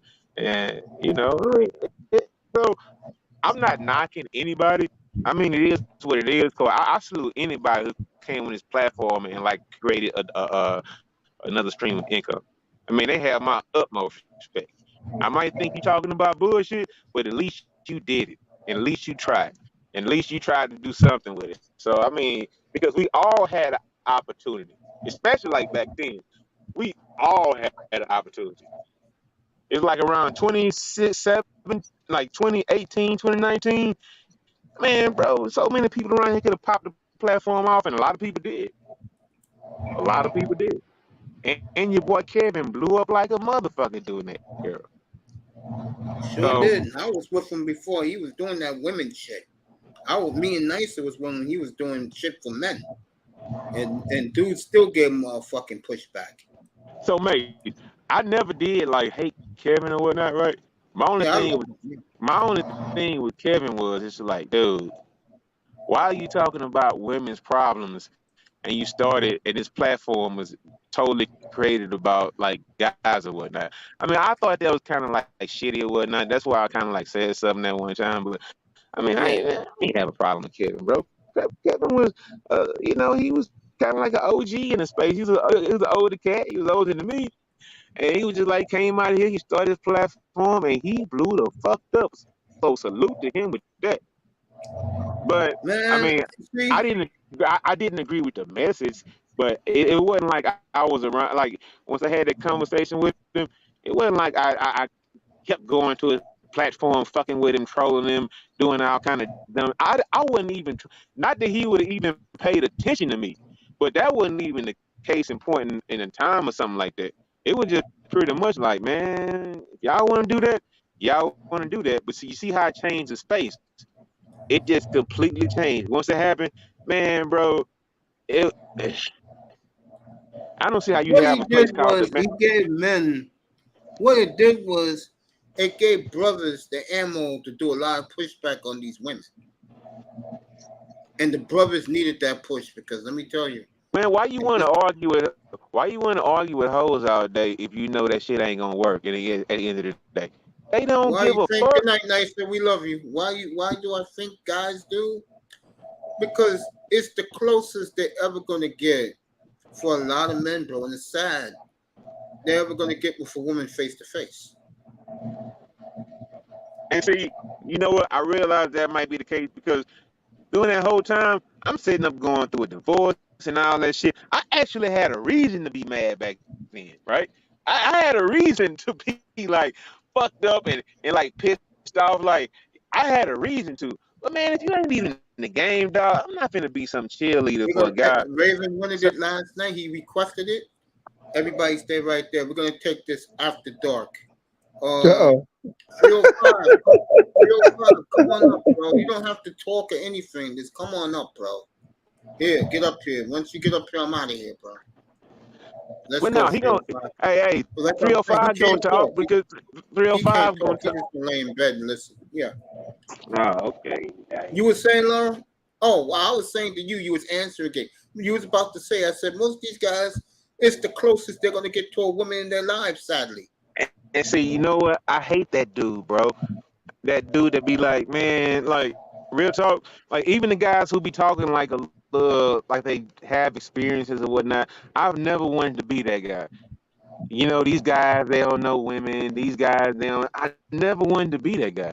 I never wanted to like talk down on any guys in this space, being like, man, you don't fuck with bitches, and I never wanted to be that dude. I never. I, that was the furthest thing from my mind to do something like that, bro. I never wanted to do that because this space was about men. Now y'all sitting up here shitting on another black man because Maybe he just, whatever the situation might be. So I never wanted to be that guy, and I never was that guy. And I ain't like speaking Did you down. hear? Did you hear what they did to Austin Hellman 2 weeks ago, bro? And you guys heard that story? Well, I listened to Ramil speaking today, and I know now that Austin has like totally distanced himself from all of the passport bro stuff, and he kind of like flip flop because it's like I don't know the gist behind everything that went on, but I do know this: that guy probably never should have been in this space in the first place. You know who put him in here. I'll say it when 305 gets up here. When I go off the air, I will tell you who put him up here. You two, not Canes, but you and Raven can figure it out. Just don't say it. We'll say it once 305 gets up here. He's about to come up here. And then I'm off the air. But you know who put him up to this shit. Well, what makes the thing is, right, it's a network. And that's why I can never. You don't know this. But the thing is, mate, that network supports you also. That network actually helps you get monetized. That network actually, I'm just saying, man. Look, once you cross over to the other side, it's just like you a YouTuber now. So it's just like 305 is here. Folks, thank you for coming. I love you all. I'll be back tomorrow morning. I think I'm on at 7:30 or 9:30. Well, at 8:30. 8:30 in the morning tomorrow. We'll do Sunshine. We'll do Herbert and his new deal. And the 49ers tomorrow. I wish iTest would have came back, spent the first hour with him up here. He was awesome. So, and thank you, Tess. I love you, man. We'll see you tomorrow morning, everybody. Have a good night.